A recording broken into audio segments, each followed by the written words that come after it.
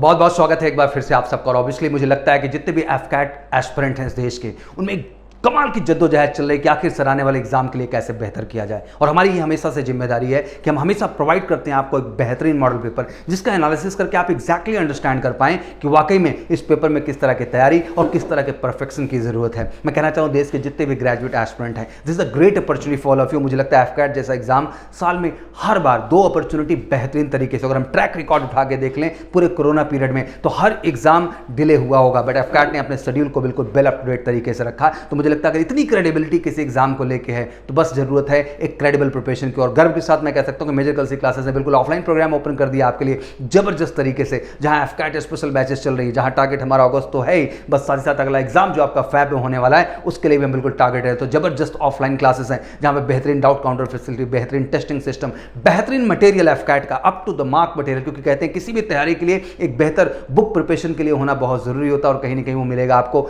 MKC publication के माध्यम से। तो this is a time to बड़ी give the best from your side. बिल्कुल मैं चाहूंगा कि अगस्त के लिए भी जान लगाना है और फैब के लिए भी फोकस करना है, और उसके लिए जरूरी है कि एग्जाम के स्टैंडर्ड को समझना और एग्जाम के स्टैंडर्ड को समझ करके सही तैयारी और सही ऑर्गेनाइजेशन को चुनना। और बिल्कुल मेजर कल सी परिवार पूरी तरह से आपके साथ वचनबद्ध है। तो चलिए आज टाइम वेस्ट नहीं करते हैं, तेजी के साथ शुरू करते हैं आज का मॉडल पेपर। जय हिंद बच्चों, मेरा नाम है Gaurav Agrawal, faculty of English, major कल्ची क्लासेस। तो ये आज का जो मॉडल पेपर है इसमें क्वेश्चन है इंग्लिश के, अर्थमेटिक के, रीजनिंग के, जीके के। टारगेट है एफकैट का एग्जाम। ये है एफकैट का मॉडल पेपर नंबर 2। लिहाजा टाइम वेस्ट किए बिना आते हैं एफकैट के मॉडल पेपर पे। सबसे पहले आप लोगों के सामने रीडिंग कॉम्प्रिहेंशन का एक पैसेज है, जिस पैसेज में फॉलोड बाय 5 क्वेश्चंस होगा। तो सबसे पहले पैसेज को देखते हैं। यहाँ आप पॉज करके पढ़ते जाएंगे, जैसे अभी मैंने इन 776 से लेकर डिस्कस तक शो किया है। तो इसको पॉज कीजिए, पढ़िए। इसके बाद मतलब देयरफॉर तक पढ़ लीजिए। उसके बाद यहाँ तक देखिए, पॉज कीजिए, पढ़िए, ग्रेटली तक पढ़िए। उसके बाद ग्रेटली से आगे ओनर्ड से लेकर इम्पोर्टेंस तक पॉज कीजिए, पढ़िए। और फिर आगे चलें तो इम्पोर्टेंस से लेकर 776 BC तक देखिए, पॉज कीजिए, पढ़िए। अब देखें पूरा पैसेज। हर मॉडल पेपर में बच्चों ये बात आपको याद रखनी है, रीडिंग कॉम्प्रिहेंशन के पैसेज को मेरे बताने से पहले आप वीडियो को पॉज करके उसे पढ़ें जरूर, ताकि आपका काम सुनिश्चित तरीके से किया जा सके। आगे चलते हैं, देखते हैं। इन 776 BC ईसा पूर्व 776 में पहले ओलंपिक गेम आयोजित किए गए at the foot of mount Olympus, इस पर्वत के नीचे। To honour the Greeks chief god Zeus, सम्मान देने के लिए ग्रीकों के मुख्य भगवान जिनका नाम है जियूस को ग्रीक ने एम्फेसाइज किया। ग्रीक हमेशा एम्फेसाइज करते थे फिजिकल फिटनेस पर, भौतिक रूप से मजबूत होना और ताकत पर उनकी एजुकेशन में, यूथ में। इसीलिए कॉन्टेस्टेंट इन रनिंग, कॉन्टेस्ट करते थे, मतलब वहाँ प्रतियोगिताएं होती थीं, दौड़ने की, जंपिंग की, डिस्कस की, जेवलाइन थ्रोइंग की। जेवलाइन मतलब वो जो लकड़ी का बना भाला टाइप फेंकते हैं हाथ से। बॉक्सिंग की, घोड़ों के और चैरियोट के दौड़ने की। ये अलग अलग शहरों में आयोजित किए गए और जो विनर थे कॉम्पिटेड एवरी 4 ईयर्स, हर 4 साल में एक बार विनर्स कॉम्पीट करते थे। जैसा कि वर्तमान में भी ओलंपिक का गेम चल रहा है, जिसमें हाल में ही पीवी सिंधु ने लगातार दूसरे ओलंपिक में मेडल जीता है।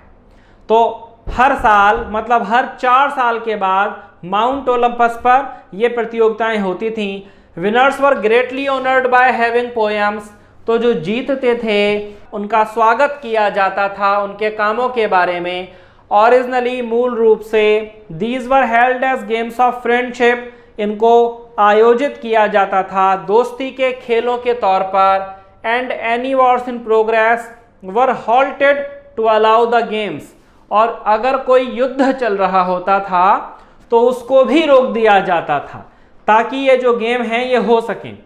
Greeks attached so much importance to these games, Greek लोगों ने इतना ज़्यादा महत्व, वो 4 साल की साइकिल के दौरान उसको कैलकुलेट करते थे। Olympiads dating from 776 BC. 776 BC से ये ओलंपियाड की शुरुआत हुई। तो बच्चों ये हुआ हमारा कॉम्प्रीहेंशन का पैसेज। अब देखिए इसका पहला सवाल आपके सामने है, where were the first Olympic games held at the foot of, ये जो लिखा है ए द फुट ऑफ, ये ए द फुट ऑफ की जगह होगा at the foot of. At the foot of कहाँ? Mount Olympus, mount Olympiad, mount Oriels या माउंट ऑफ ग्रीक्स। जाहिर सी बात है पैसेज में आपने देखा था माउंट ओलंपियस, माउंट ओलंपियस की तलहटी में ये गेम होते थे। दूसरा सवाल है, why were the Olympic games held, कि जो ओलंपिक गेम थे ये क्यों आयोजित किए गए?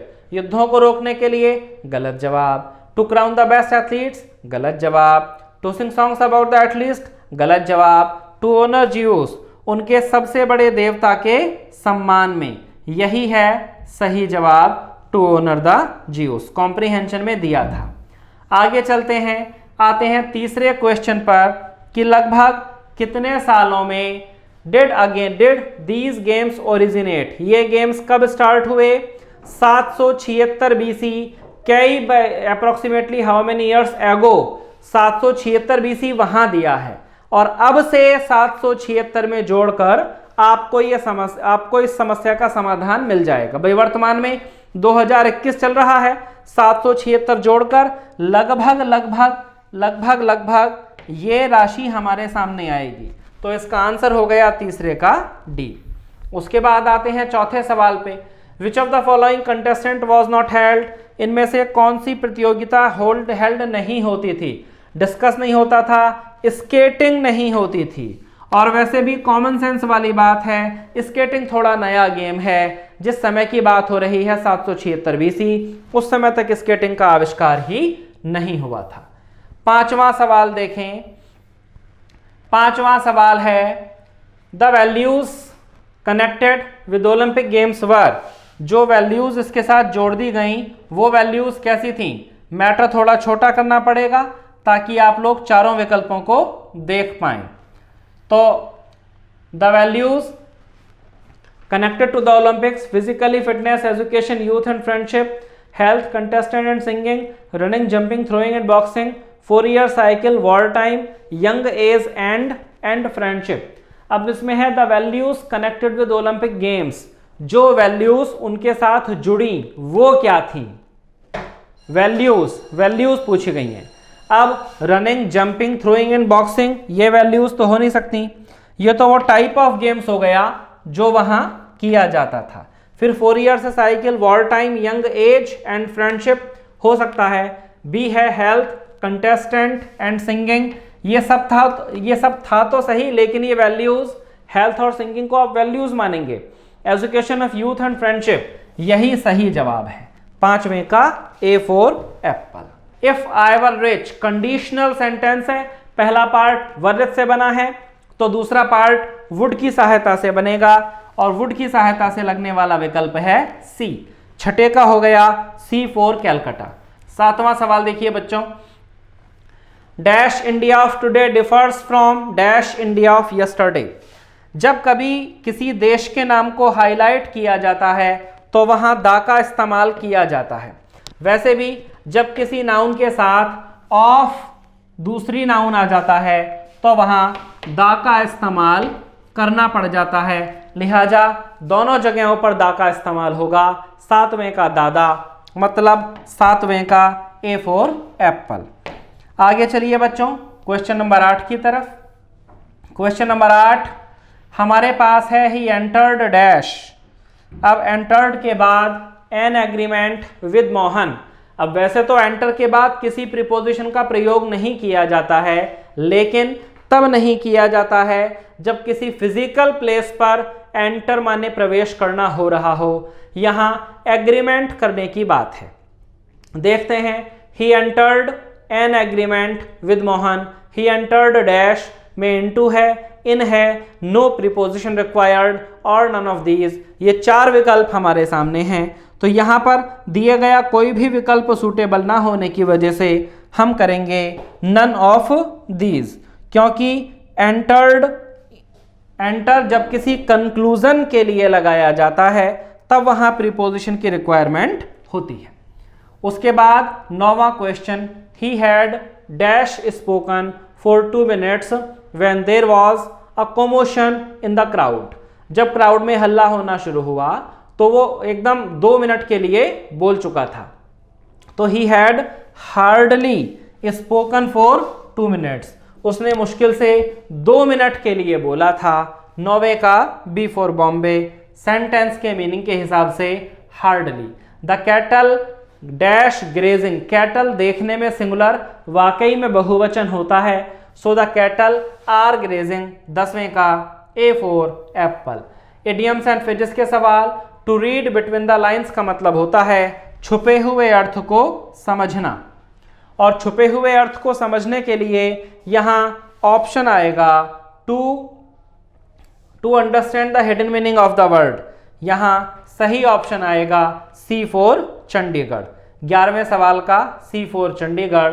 12वें क्वेश्चन पर आते हैं, इडियम्स एंड फ्रेजेस का अगला सवाल, टू फेस द म्यूजिक, जिसका की मतलब होता है टू बियर द कॉन्सिक्वेंसेस, दुष्परिणाम झेलना। तो ए फॉर एप्पल गलत है, to suffer evil consequences. B for Bombay सही जवाब है। 12वें सवाल का बी फॉर बॉम्बे। 13वां सवाल, between the devil and the deep sea. Devil और डीप सी के बीच में, मतलब एक तरफ कुआं और एक तरफ खाई वाला केस है। अ डीप सी डाइवर गलत जवाब, टू बी इविल टेम्पर्ड गलत जवाब, इन अ डिलीमा सही जवाब।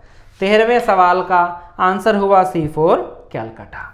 आते हैं बच्चों 14वें सवाल की तरफ, और 14वां सवाल है to fight to tooth and nail. इसका मतलब होता है एड़ी चोटी का जोड़ लगाना।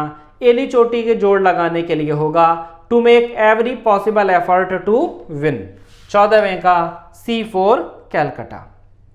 आगे चलें, 15वां सवाल देखें, to flog a dead horse का मतलब होता है मरे हुए घोड़े पर काठी चढ़ाना, मतलब किसी अनुचित व्यक्ति से कोई सही काम करवाने की कोशिश करना।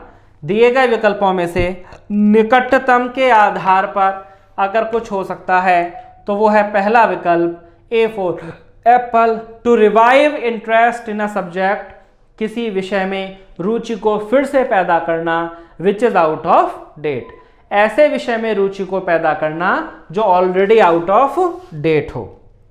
आगे चलते हैं, 16वां सवाल देखते हैं, और 16वें से सवाल हैं हमारे पास पर्यायवाचियों के। पहला सवाल है एफ्लुएंट। एफ्लुएंट जिसका की मतलब होता है अमीर, संपन्न। उस केस में 16वें सवाल का विकल्पों में से उत्तर हो जाएगा वेल्दी। भाई प्रीशियस माने कीमती, बेनावोलेंट माने लाभार्थी, फ्रेंडली माने मित्रवत। 16वें का उत्तर हो गया डी फॉर दिल्ली। उसके बाद है साइकोफेंट। तो साइकोफेंट का मतलब होता है चापलूसी करने वाला, मतलब कि फ्लैटरर। तो फ्लैटरर के लिए लग जाएगा बी फॉर बॉम्बे। अगला है पैनाशिया, जिसका की मतलब होता है रामबाण औषधि। पैनाशिया मतलब कि रामबाण औषधि, तो B for Bombay, cure all. अगला है लेथार्जिक, जिसका की मतलब होता है आलसी। आलसी के लिए पर्यायवाची बैठेगा लेजी, बी फॉर बॉम्बे। अगला है एपोसाइट। एपोसाइट जिसका की मतलब होता है उचित, तो उचित के लिए सूटेबल वर्ड होगा एप्रोप्रिएट। अब यहां पर ये एंटोनिम के वर्ड्स हैं बच्चों। पहला शब्द है हॉस्टिलिटी, जिसका की मतलब होता है शत्रुता। एनमिटी इसका पर्यायवाची हो जाएगा, लेकिन अपोजिट वर्ड आपको ढूंढना है। 21 का बी फॉर बॉम्बे, फ्रेंडशिप। अगला है प्रोफाउंड। प्रोफाउंड जिसका की मतलब होता है विस्तृत, फैला हुआ, व्यापक। अपोजिट होगा सुपरफिशियल, छिचला, जिसमें गहराई ना हो। फेक मतलब होता है नकली, अपोजिट होगा रियल, माने असली। फिर अगला है एरोगेंट, जिसका की मतलब होता है आक्रामक। तो एरोगेंट आक्रामक का अपोजिट होगा मोडेस्ट, माने विनम्र। जेनिथ जिसका की मतलब होता है ऊंचाई, अपोजिट होगा नादिर, जिसका की मतलब होता है निम्न बिंदु। बच्चों ये थे इंग्लिश के 25 क्वेश्चन आपके मॉडल पेपर के लिए। अंत तक वीडियो में बने रहिएगा ताकि आप अर्थमेटिक, रीजनिंग, जीके के प्रश्नों को भी व्याख्या सहित देख सकें और आने वाले एफकेट के एग्जाम में you people make may sure to be succeed. मिलते हैं फिर से किसी मॉडल पेपर में। जय हिंद। अपने देश सेवा के सपने को पूरा करने के लिए हो जाइए तैयार, क्योंकि मेजर कलसी क्लासेस लौट आया है अपने ऑफलाइन क्लासरूम प्रोग्राम के साथ, जहां आपको मिलेगा एक्सपर्ट फैकल्टी की guidance, doubt counter facility, special current affair session, physical training और मंथली यूनिट टेस्ट के साथ साथ बेस्ट स्टडी मटेरियल। अपने वर्दी के सपने को कीजिए साकार मेजर कलसी क्लासेस के साथ। आज ही एडमिशन लें और पाएं 2000 का कैशबैक डायरेक्ट एडमिशन लेने पर। और अधिक जानकारी के लिए हमें कॉल करें 9696330033 पर और विजिट करें www.majorkalsiclasses.com पर। जय हिंद एवरीवन, मैं विजय मौर्य आप सभी के लिए अर्थमेटिक का मॉडल पेपर लेके आया हूं, जिसका प्रत्येक कॉन्सेप्ट, प्रत्येक एग्जाम्पल आपके लिए 100% हेल्पफुल होगा। तो चलिए समय न लेते हुए हम सीधे सीधे अपने क्वेश्चंस पे आते हैं, मॉडल पेपर पे आते हैं, जिसका आप सभी को बहुत ही इंतज़ार रहता है। चलिए पहला क्वेश्चन आपके सामने है। पहले क्वेश्चन को जरा हम लोग ध्यान से पढ़ते हैं। देखिए पहला क्वेश्चन क्या लिखा है। पहले क्वेश्चन में आपके सामने है, every member of A club donates 10 rupees more than thrice of the total number of the members. If total contribution is rupees 3000, then how many members are there in the club?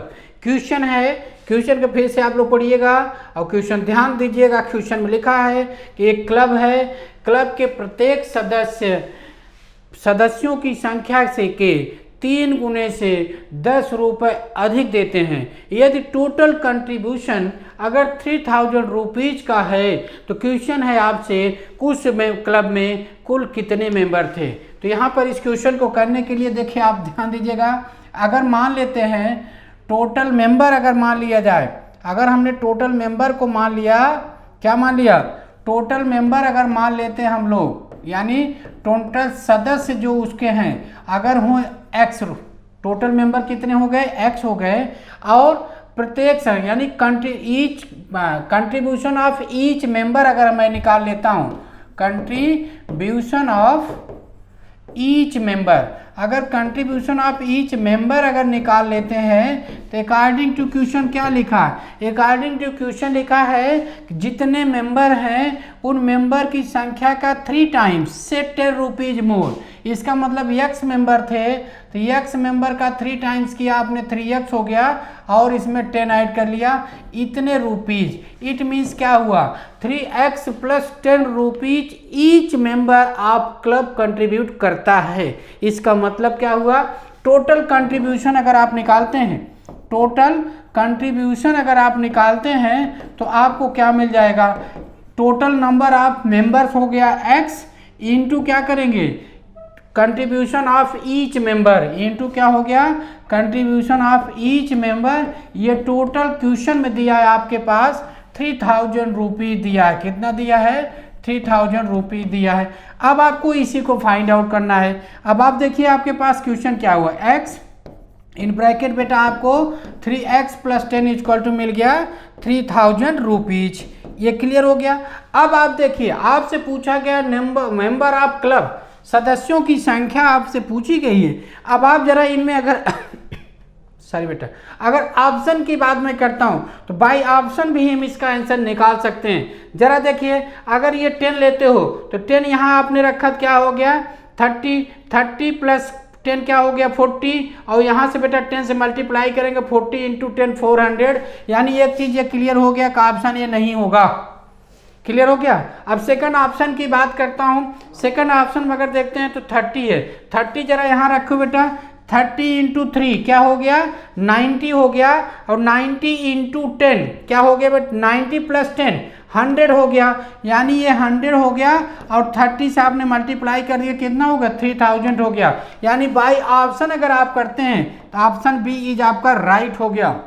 लेकिन बेटा इतना ही नहीं, आप अगला method भी आप सीख लें। अगर आगे इस क्वेश्चन को अगर आप करते हैं तो इसको आप लिखेंगे बेटा 3x स्क्वायर, इसको मल्टीप्लाई किए बेटा तो ये 3x हो गया, सॉरी 30x हो गया बेटा, इसको मल्टीप्लाई करेंगे आपको क्या 3x² प्लस बेटा 10x हो गया, इसको राइट साइड आप ले आएंगे बेटा, क्या हो जाएगा 3000 इक्वल टू बेटा 0 हो गया। इसी को आपको सॉल्व करना है। इसको जब आपको सॉल्व करना है तो क्या लिख सकते हैं जरा देखिए, इसको हम लोग लिख सकते हैं बेटा 3x² minus 90x plus 100x minus 3000 equal to बेटा क्या हो जाएगा 0। यहाँ से बेटा अगर 3x अगर आप कॉमन कर लेंगे तो 3x कॉमन करोगे बेटा तो ये हो जाएगा x माइनस 30 हो जाएगा बेटा, और इन दोनों में से अगर आप 100 कॉमन कर लेंगे, क्या कर लेंगे प्लस 100 कॉमन कर लेंगे बेटा तो x माइनस 30 हो जाएगा इक्वल टू 0 हो गया।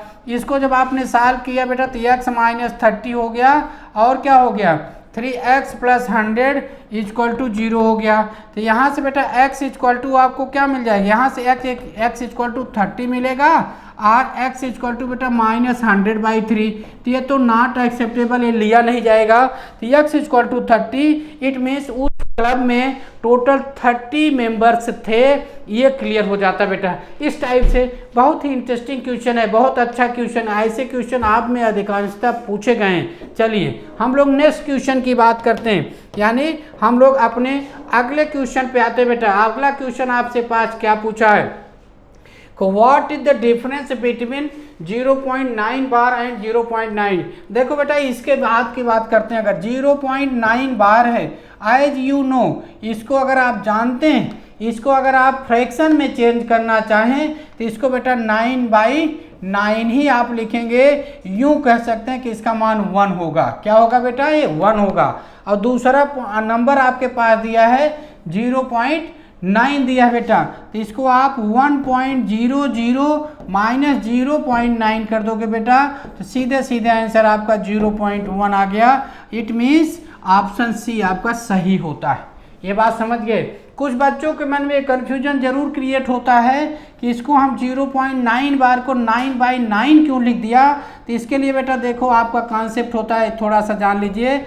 x इक्वल टू 0.999 आप लिखते हैं, ये आपका इक्वेशन है जिसको आप 9 बार बोलते हैं। इसको अगर 10 से मल्टीप्लाई कर दें बोथ साइड तो 9.999 हो जाता है। क्या हो जाता है बेटा, 9.999 हो जाता है। अब आपका इक्वेशन नंबर ये बेटा 2 हो जाता है। सेकंड इक्वेशन से बेटा फर्स्ट इक्वेशन को जब आप माइनस करते हो तो 10x माइनस x करते हो बेटा तो ये 9x इक्वल टू 9 मिल जाता है बेटा, x इक्वल टू 1 मिल जाता है। ये बहुत ही बेसिक कॉन्सेप्ट है, इस बेस पे आपका option C is right. Clear. आइए नेक्स्ट क्वेश्चन की बात हम लोग करते हैं। अगला क्वेश्चन आपके पास देखिए बहुत ही अच्छा क्वेश्चन है, बहुत ही अच्छा क्वेश्चन बेटा, इस पे जरूर माइंड करिएगा, आप फोकस करिएगा। क्वेश्चन में लिखा है बेटा HCF and LCM of 3 numbers are. 3 numbers हैं बेटा जिसके LCF और HCF दिया गया है 6 एंड कितना दिया बेटा आपके पास है 6 एंड 420। इफ 2 नंबर्स आर, जिसमें से 2 नंबर दिए हैं 12 और 30, देन फाइंड थर्ड वन। तो यहाँ पर बेटा तीसरा नंबर आपको फाइंड करना है। तीसरे नंबर को बताने से पहले बेटा हम कुछ चीज़ें आपसे डिस्कस करना चाहते हैं जिस बेस पे आपको इस क्वेश्चन को आप अच्छे से समझ पाएँ। आइए क्या क्वेश्चन हो सकता है बेटा, जरा देखिएगा बेटा। जब हम HCF निकालने की बात करते हैं 3 नंबर्स का, मान लीजिए चलिए हमने ऐसे ले लिया बेटा, कोई एक नंबर हमने 4 ले लिया, 6 ले लिया और क्या ले लिया बेटा, हमने मान लीजिए 8 ले लिया। अगर आपको समझाने के लिए बेटा मैंने कहा बेटा फाइंड आउट द HCF, तो HCF निकालेंगे तो इसका HCF क्या मिलेगा बेटा, आपको 2 मिलेगा, 2 मिलेगा।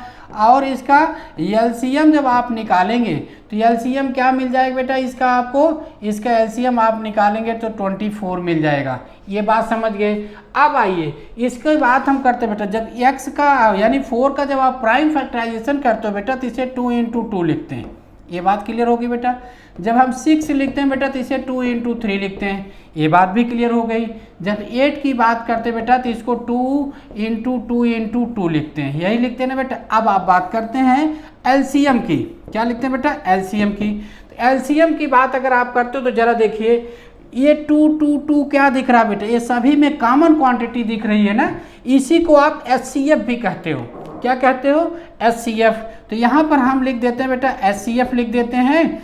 इंटू ये सब क्या दिख रहा है, ये सब वो संख्या दिख रही है बेटा जो अनकॉमन है। क्या है? Into product of uncommon number. क्या बेटा? Uncommon number. ये बात आप समझ गए। इसका मतलब क्या हो बेटा? HCF इंटू जब आप लिखेंगे तो क्या लिखते हैं? 2 फिर क्या लिखेंगे बेटा? 3 इंटू क्या लिखेंगे? 2 लिख देंगे। तो ये कितना हो गया बेटा? 12 हो गया। और HCF जैसे यहाँ आप लिख देंगे तो क्या हो जाएगा? 24 हो जाएगा। ये था बेटा बेसिक कॉन्सेप्ट इस क्वेश्चन को समझने का। आइए कैसे इस क्वेश्चन को आप करेंगे, एग्जाम में आएगा तो कैसे करते। चलिए बेटा, एक नंबर आपके पास दिया है बेटा 12। क्या दिया है? 12 को आप जानते हैं एक बेटा HCF तो आपका कॉमन होता है इसलिए HCF आप लिखते हैं। HCF के अलावा अगर आपको क्या मिलेगा बेटा? 2 क्या है? ये अनकॉमन नंबर है। क्या है बेटा? अनकॉमन नंबर है। फिर अगर हम लोग बेटा 30 की बात करते बेटा तो इसको हम क्या लिखते हैं? 6 लिखते हैं। इंटू बेटा क्या लिखते हैं? 5 लिखते हैं ना। अब देखो क्या हो, ये दोनों तो कॉमन नंबर हो गए। अगर तीसरे नंबर की बात मैं करता हूँ बेटा, जो थर्ड नंबर उसने पूछा है, क्या पूछा है? ये थर्ड नंबर पूछा है। अगर इस थर्ड नंबर को बेटा हमने मान लिया x, क्या मान लिया? x मान लिया, तो एक तो HCF इनका रहेगा, ये तो 100% क्लियर हो गया बेटा। इंटू की अगर बात करता हूँ, अनकॉमन नंबर हमने ले लिया y क्या है बेटा? Uncommon number.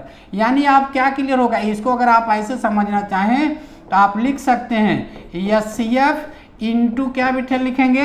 Uncommon number. क्या लिखेंगे बेटा? अनकॉमन नंबर, यानी जो कॉमन नहीं होते हैं। यहाँ आपने लिखा, यहाँ को भी आप यही लिखेंगे बेटा HCF इंटू अनकॉमन नंबर, ये लिखेंगे। यहाँ पर भी बेटा क्या लिखते हैं? HCF इंटू अनकॉमन नंबर, यही लिखते हैं। ये बात अब आप समझ गए। इसका मतलब क्या हुआ बेटा? अभी आपने लिखा था कि LCM बराबर आपको क्या मिलता है? LCM बराबर लिखता है बेटा आपको मिलता है HCF into product of uncommon number. क्या लिखता है बेटा? प्रोडक्ट ऑफ अनकॉमन नंबर्स, ये लिखते हैं ना बेटा, प्रोडक्ट ऑफ अनकॉमन नंबर्स। तो यहाँ जरा देखिए क्या मिला। LCM भी आपके पास गिवन था बेटा, दैट इज 420। कितना गिवन था? 420। तो ये तो आपका 420 हो गया बेटा। HCF ऑलरेडी आपके पास 6 था, तो 12 में बेटा 6 कॉमन हो गया, तो अनकॉमन क्या था आपके पास? 2 था। 13 बेटा अनकॉमन कितना था? 5 आपने कर लिया। और x जो तीसरा नंबर था उसमें अनकॉमन आपने किसको माना बेटा? इंटू y को माना था। क्या माना था? y को। अब इसी को आप सॉल्व कर लेते बेटा। देखो ये क्या हो गया बेटा? 6 इंटू 2 इंटू 5 हो गया। कितना हो गया? ये हो गया बेटा 60y इक्वल टू 420। यहाँ से बेटा जब y की वैल्यू आप निकाल दोगे तो 420/60 हो जाएगा। ये 6 से बन जा कितना होगा बेटा? 42, यानी बेटा 420। साहब y की वैल्यू क्या आ गई? 7 आ गई। इसका मतलब x वाला जो नंबर था वो कितना था? x नंबर था बेटा 6 इंटू वाई, और y की वैल्यू आपने निकाल दी 7। 7 6 जा बेटा 42। It means correct option is D. Correct option is D. ये क्लियर हो गया बेटा। आओ हम अगले क्वेश्चन पे चलते हैं। हमारा अगला क्वेश्चन क्या है? क्वेश्चन नंबर हम लोग बेटा 4 की बात करते हैं। क्वेश्चन नंबर 4 में 11 देखिए क्या है। ये क्वेश्चन देखो बेटा, when a person of 58 kg weight replaced with another person the average weight increase by 1 kg more than previous average weight, what is the weight of new person. अब आप ये क्लियर सी बात समझो बेटा, क्या हो रहा है? जो टोटल पर्सन थे, कितने थे बेटा? टोटल पर्सन वहाँ थे 10, ठीक है। When a person of 58 kg off replace with another person average weight increase by 1 kg more then the previous average weight, what is the weight of the new person. क्या बेटा?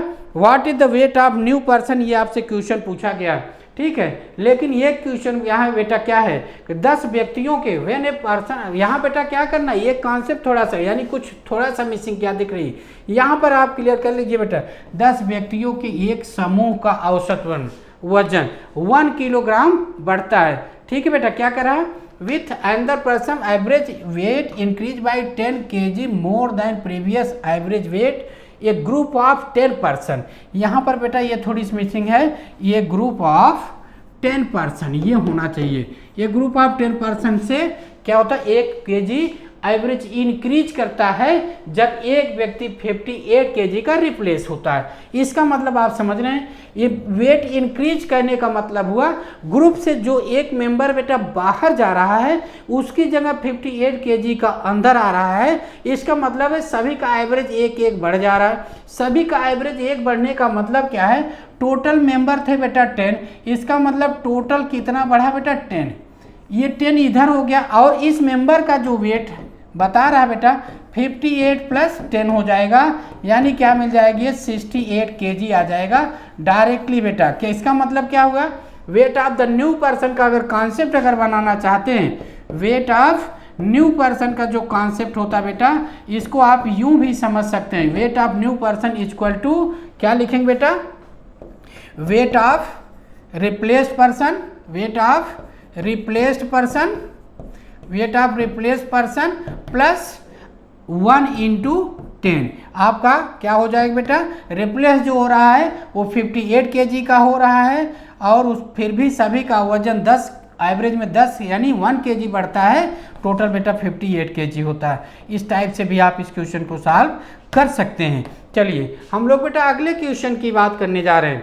आपका अगला question क्या है, आपका नेक्स्ट क्वेश्चन है question number 4 हो गया बेटा। क्वेश्चन नंबर 5, क्वेश्चन नंबर 5 आपके पास गिवन है, क्या गिवन है बेटा, ₹864 is divided among A B C. A और बी सी में बेटा क्या किया जाता है, 864 रुपीज है जिसको बेटा ए और बी सी में डिवाइड किया जाता है, ए बी सी में डिवाइड किया जाता है such that 8 times A's share, यानी ए के बेटा शेयर का 8 गुना, ये होगा 8 गुना is equal to 12 times B share, यानी 12 टाइम बी का शेयर हो गया। ये बात समझ गए।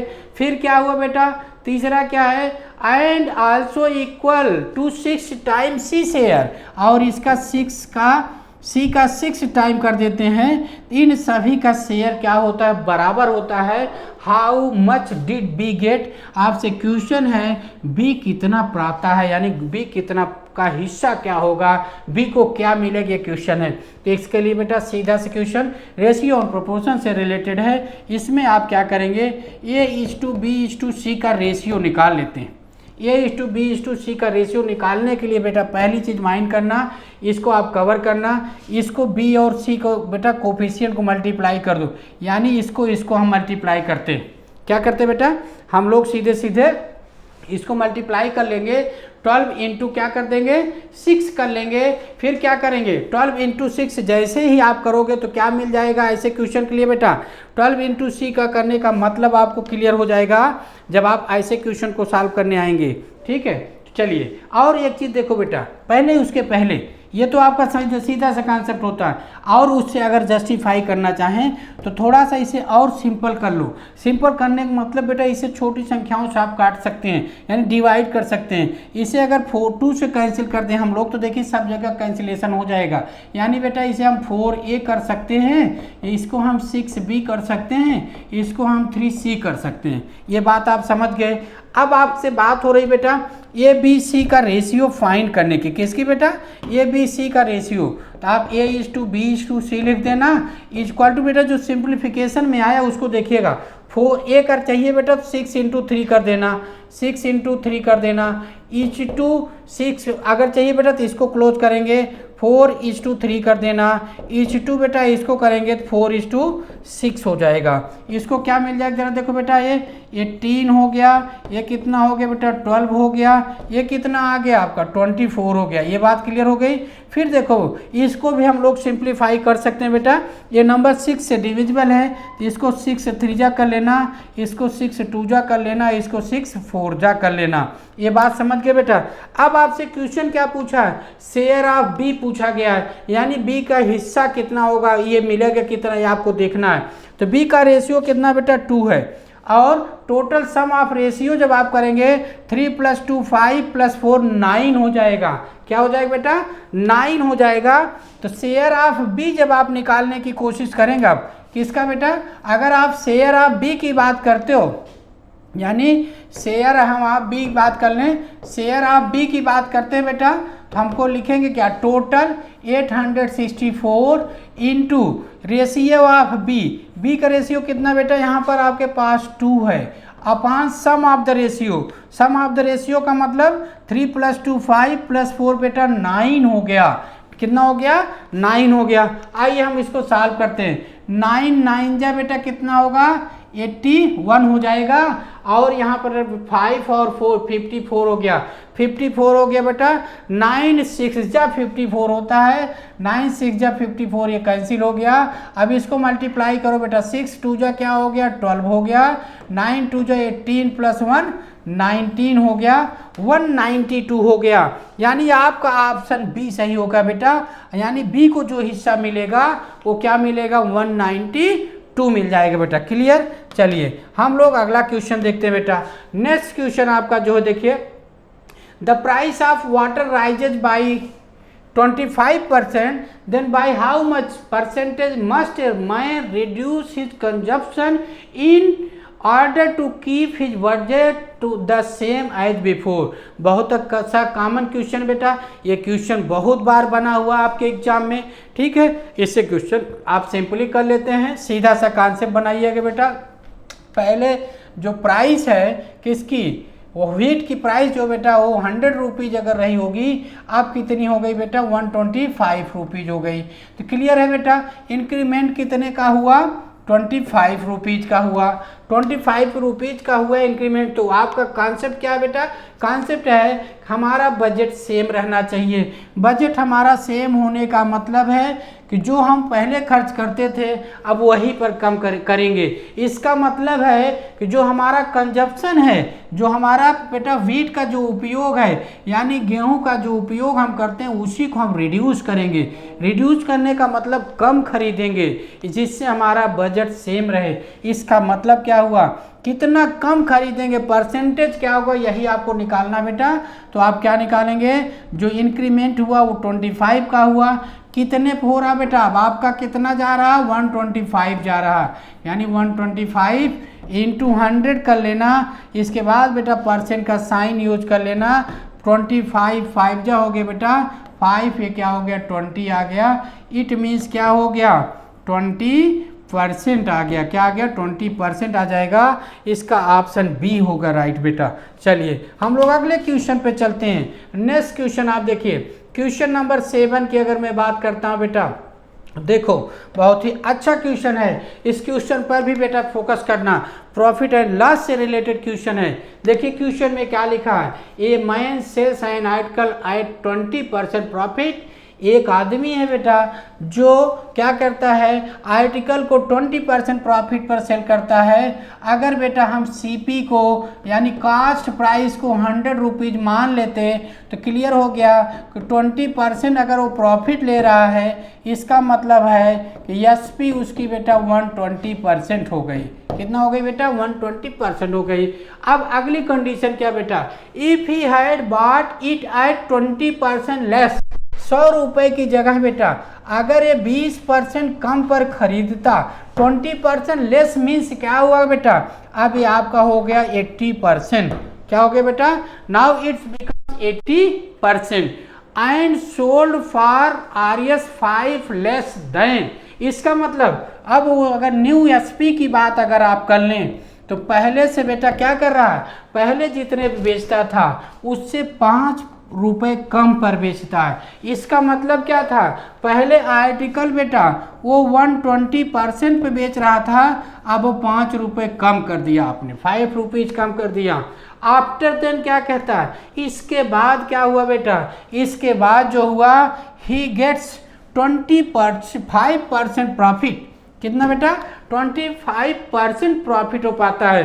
तो जरा सोचिए ये कब 25% प्रॉफिट मिला, कब मिला बेटा, जो 80% उसका सीपी था। इसका मतलब है कि इस 80% का अगर आपने बेटा 125% निकाल दिया तो यही क्या हो जाएगा, ये आपका एसपी हो गया। और ये भी SP है, दोनों SP क्या होंगे, बराबर हो जाने चाहिए। क्या हो जाने चाहिए बेटा, बराबर हो जाना चाहिए। देखिए कैसे, 25 5 जा हो गया बेटा, 25 4 जा हो गया, 5/4 हो गया। अब आप इधर आइए बेटा, इस 4 को अगर इस साइड आप ट्रांसफर करते हैं, 12 4 जा बेटा 48% हो गया, और इसमें 4 से मल्टीप्लाई किया तो 20, और 85 से मल्टीप्लाई किया तो बेटा 400%। इट्स क्लियर बेटा। फिर देखो क्या करते हैं, 400% को आप ट्रांसपोज करोगे राइट साइड, लेफ्ट साइड में बेटा, तो 480% माइनस 400% इक्वल टू क्या आ गया बेटा, 20 आ गया। यहाँ से आप निकालोगे 80%। जब 80% इक्वल टू बेटा 20 हो गया, क्या हो गया, 80% इक्वल टू जब आपको 20 हो गया, आपसे पूछा क्या गया बेटा, CP यानी cost price of the article पूछा गया है। 80% क्या लिखेंगे बेटा, 80% इक्वल टू आपका हो गया 20 रुपीज। 1% यानी 1% बेटा 20/80, फिर after then 100% that becomes 20/80 into 100।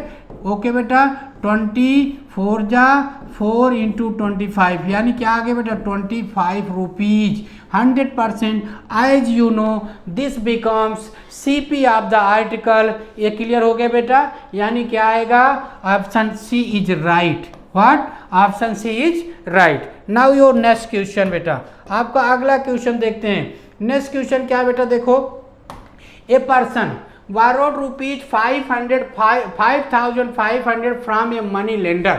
ठीक है बेटा, एक आदमी क्या करता है बेटा, मनी लेंडर से मीन्स साहूकार से बेटा 5,500 रुपये लेता है, और किस पर लेता है बेटा, 24% पर एनम पर लेता है, 24% पर एनम पर लेता है। और he lent this amount to his friend, वो बहुत ही चालाक था, उसने क्या किया जानते हैं, इसी पैसे को 5,500 रुपये को क्या करता है, 36% दूसरे को दे देता है, अपने दोस्त को दे देता है, और आफ्टर 2 साल उससे कलेक्ट करता है। तो आपसे पूछा गया है, और वो क्या करता है, जो आदमी ने लिया था वो मनी लेंडर को बेटा वापस भी कर देता है। फिर आपसे पूछा है वो कितना मनी अर्न करता है, यानी वो जो पर्सन था वो कितने की एक्स्ट्रा अर्निंग कर लेता है, आपसे क्वेश्चन है। क्वेश्चन को ऐसे समझना बेटा, यही है वो मनी लेंडर। इस मनी लेंडर से उन्होंने पैसा लिया था, कौन, उस पर्सन ने। कितना लिया था बेटा, लिया था 5,500 रुपये लिया था, और किस रेट पे लिया था बेटा, 24% पर एनम पर लिया था, और समय कितना था बेटा, 2 साल के लिए लिया था। ठीक है, 2 साल के लिया था। अब यही क्या करता, ये चालाक आदमी जो है अपने फ्रेंड को बेटा यही अमाउंट दे देता है, यही अमाउंट दे देता है, लेकिन रेट क्या लगाता है मालूम है, 36% लगाता है। टाइम वही रहता है 2 साल। अब उसने क्वेश्चन पूछा है को आदमी जो चालाक था, यानी जो साहूकार से बेटा मनी लेंडर से जो रुपए उधार लिया था वो कितना कमा लेगा, उसकी अर्निंग कितनी हो जाएगी। चलिए अब आपसे मैं देखो बेटा, समय तो दोनों का एक ही है, कोई दिक्कत नहीं। अमाउंट दोनों का बेटा प्रिंसिपल लेना देना एक ही था, लेकिन क्या फायदा, डिफरेंस क्या है बेटा, सीधे सीधे समझना। 24% की जगह बेटा अब उसे 36% ले रहा, डिफरेंस कितना हुआ, 12%। इसका मतलब समझते हैं, जो फ्रेंड है उसका वो 12% जो इंटरेस्ट अधिक दे देगा वही उस व्यक्ति का फायदा होगा। यानी यहाँ से सीधे सीधे निकालोगे बेटा तो क्या निकाल लेंगे हम लोग, SI सिंपल इंटरेस्ट निकाल लेते हैं। ठीक है, वही उसका क्या हो जाएगा बेटा, सीधे सीधे फायदा हो जाएगा। तो SI बराबर आप जानते हैं, आप लिखते हैं बेटा PRT/100 लिखते हो। क्या लिखते हो, PRT/100 लिखते हो। यहाँ देखो बेटा कितना था, P आपका 5,500, R बेटा यही आप 12 लिखेंगे। समय तो 2 साल है ही है आपका, ठीक है, अपान आपका 100 हो गया, ये दोनों कैंसिल हो गया। क्या हो गया, कैंसिल हो गया। आपके पास क्या बचता है बेटा, आपके पास बचता है 55 इंटू 12 इंटू 2 मिलता है। इसका मतलब जरा देखिए, 55 इंटू 12 इंटू 2 जब हो गया तो सॉल्व कर लेते हैं बेटा। 12 पंचे कितना होता है 60, यानी 6 हो गया बेटा। और ये क्या हो गया 66 हो गया। इंटू 2 आपने कर लिया, ये 0 हुआ बेटा। 6 दूनी 12 हो गया और ये क्या हो 13। यानी बेटा चालाक व्यक्ति जो था उसको फायदा कितना हुआ 1320 रुपए का। यानी बेटा कितने का फायदा हुआ 1320 रुपीज का हुआ। It means your right answer is बेटा ऑप्शन डी। क्या हो गया आपका करेक्ट क्या हो जाएगा डी हो जाएगा। योर नेक्स्ट क्वेश्चन, अगला क्वेश्चन आपका जो होगा बेटा, चलिए हम लोग अपने नेक्स्ट क्वेश्चन पर चलते हैं बेटा। अगला क्वेश्चन आपका है, देख लीजिए। मनमोहन किसी काम को Manmohan alone can do a work in 16 hours, जबकि बेटा Brij alone do in 24 hours, और with the help of Munnilal they all the 3 can finish the work in 6 hour. तीनों बेटा मिल करके एक साथ उस काम को 6 आवर्स में कर लेते हैं। आपसे क्वेश्चन है, how long will Munnilal take to do the work independently. It means Munnilal अकेले उस काम को कितने घंटे में कर लेगा, ये आपका क्वेश्चन है। चलिए इस क्वेश्चन को करने के लिए हम आपको बताते हैं, ध्यान दीजिएगा। यहाँ पर बेटा तीनों मिलते हैं, तीनों मिलने का मतलब क्या होगा, मनमोहन और बेटा ब्रिज और कौन कौन से, ये मनमोहन आपके बेटा ब्रिज और साथ में बेटा मुन्नीलाल, क्या बेटा मुन्नीलाल, ये तीनों मिल करके बेटा उस वर्क को 6 आवर में कंप्लीट करते हैं। जबकि बेटा क्लियर है कि मनमोहन की जब बात होती है तो मनमोहन महोदय इसको अकेले बेटा 16 घंटे में करते हैं, और जब आप ब्रिज की बात करते हैं तो ब्रिज इसी वर्क को 24 आवर्स में कर लेते हैं। अब आपका जो क्वेश्चन है वो ये है, मुन्नीलाल इस वर्क को अकेले कितने घंटे में फिनिश करेंगे। इसका मतलब क्या हो बेटा, आप 16 और 24 का आप लेते हैं बेटा एलसीएम। क्या लेते हैं बेटा, हम लेते हैं एलसीएम 6 का, 16 का और किसका बेटा 24 का। तो एलसीएम हमको मिलता है 48 मिल जाता है बेटा। क्या मिल जाएगा, ये 48 मिल जाएगा। यही 48 बेटा टोटल वर्क हो जाता है, डिफाइन करते हैं हम लोग। इसके बाद क्या करते हैं बेटा, 48 को 6 से डिवाइड करेंगे तो क्या हो जाएगा बेटा, 48 को 6 से डिवाइड करेंगे तो क्या मिल जाएगा आपका, 48 को बेटा जब आप 6 से डिवाइड करेंगे तो क्या मिल जाएगा, 8 मिल जाएगा। 8 आवर्स हो जाता, 8 वर्क हो जाता है। और जब 48 को 16 से डिवाइड करेंगे तो क्या मिल जाएगा बेटा, 3 मिल जाएगा। और 48 को जब 24 से डिवाइड करेंगे 2 हो जाएगा। ये सब वर्क हैं। वर्क का मतलब क्या है, एक दिन का इन तीनों का वर्क बेटा 8 है, एक दिन का ये 3 काम है, ब्रिज का 2 काम है। आप अकेले आपको क्या चाहिए, मुन्नीलाल का वर्क चाहिए। मुन्नीलाल का 1 डे वर्क जो हो जाएगा बेटा, 1 day work of Munnilal, 1 day work of Munnilal, अगर आप इसकी बात करते हैं तो क्या मिल जाएगा बेटा, 8 - 3 - 2 कितना हो गया बेटा, 3 वर्क हो गया। कितना हो गया बेटा, ये 3 वर्क हो गया। मुन्नीलाल 3 वर्क बेटा 1 डे में करते हैं, 3 work in 1 day, 3 work in 1 day है ना बेटा। तो 1 वर्क का मतलब बेटा 1/3, it means 48 works, 48 work they can do, 48/3 that is बेटा 16। Option C is right, option C is right. Your next question आपका बेटा, अगला क्वेश्चन क्या होगा, क्वेश्चन नंबर 10। क्वेश्चन नंबर 10 देखो बेटा, आपका क्या है, 400 metre long train running at 60 kilometre per hour. क्या है बेटा, ये आपका 400, ये बेटा 400 लॉन्ग बेटा क्या है, ट्रेन है जिसकी लेंथ है 400 मीटर। और क्या कहते हैं, in how much times it will, इसकी स्पीड दिया है बेटा 60 किलोमीटर पर आवर। क्या दिया है, 60 किलोमीटर पर आवर। और एक क्रॉस ए प्लेटफॉर्म, एक प्लेटफॉर्म है बेटा, ये है कितना, 600 मीटर का, 600 मीटर का। तो आपसे पूछा है इसको क्रॉस करने में कुल कितना टाइम उसे लगेगा। तो चलिए बेटा हम लोग क्या करते हैं, टाइम टेकन बाय ट्रेन, क्या लिखते हैं बेटा, time taken by train to cover platform, to cross बेटा, टू क्रॉस द प्लेटफॉर्म, यही ना बेटा। इसके लिए आप क्या करते हैं, टोटल लेंथ का मतलब length of the train plus length of the platform. तो length of the train L1 plus L2 by बेटा स्पीड ऑफ द ट्रेन। क्या लिखते हैं आप? स्पीड ऑफ द ट्रेन लिखते हैं। तो यहाँ से बेटा सीधे सीधे आप देखो 400 मीटर ट्रेन की लंबाई थी, 600 मीटर किसकी थी बेटा? प्लेटफॉर्म की लंबाई।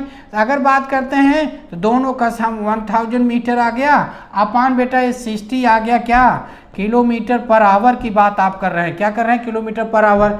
यहाँ से बेटा देखो अब 1000 मीटर तो आपको क्या हो गया? किलोमीटर हो गया। किलोमीटर होने का मतलब क्या हो बेटा? 1 किलोमीटर अपान बेटा क्या हो गया? 60 किलोमीटर। ये बेटा आवर ऊपर चला गया, ये आपका कैंसिल हो गया। 1/60 आवर आ गया बेटा। और इसको आप चाहते हैं कि एक आवर में जानते हैं 60 मिनट होता है, 60/60 ये मिनट हो जाएगा। ये cancel become that will be 1 minute. क्या हो गया बेटा? 1 minute. Option C is correct. Option C क्या हो गया बेटा? करेक्ट है। आइए अगले क्वेश्चन पे चलते हैं। नेक्स्ट क्वेश्चन आपका क्या है? क्वेश्चन नंबर 11 की बात करते हैं। क्वेश्चन नंबर 11 मेंस्ट्रुएशन से रिलेटेड क्वेश्चन है बेटा। अच्छा क्वेश्चन है, इस पर भी आप देखिएगा। A cow is placed for grazing inside an equilateral triangle. ठीक है, फील्ड ऑफ साइड 10 मीटर्स। चलो भाई, एक गाय है बेटा, एक इक्विलेटरल ट्रायंगल के एक कॉर्नर पे बेटा बंधी हुई है, यहाँ पर मान लेते हैं। और ये बी सी आपका है, और जो ट्रायंगल है उसकी साइड बेटा 10 मीटर दी गई है। कितना दी गई है? 10 मीटर ये है। ठीक है बेटा, ये आपका 10 मीटर हो गया। और आप जानते हैं एज यू नो ये 60 डिग्री का एंगल होगा। काउ जो लिखी है बेटा, काउ क्या कर रहा है? 10 metre and each thread to one of the vertex of the field by ये रोप 7 मीटर। किसी एक कॉर्नर पे बेटा, किसी एक वर्टेक्स पर 7 मीटर की रस्सी से बेटा गाय बंधी है। यहाँ पर है, मान लो बेटा यहाँ पर 7 मीटर हो जाते हैं। यहाँ तक लंबाई क्या हो गई है? 7 मीटर। यहाँ से यहाँ तक आएगा बेटा तो भी 7 मीटर। आपको मालूम है गाय यहाँ रस्सी से बंधी बेटा, तो ऐसे इतनी एरिया की ग्रास क्या करेगी? सेक्टर जो बनेगा इतनी एरिया की ग्रास वो बेटा क्या करेगी? खा सकती है। ग्रेजिंग एरिया आपकी काऊ के लिए क्या हो गया बेटा? यही हो गया। अब इसी के बेटा आपसे क्या पूछा गया?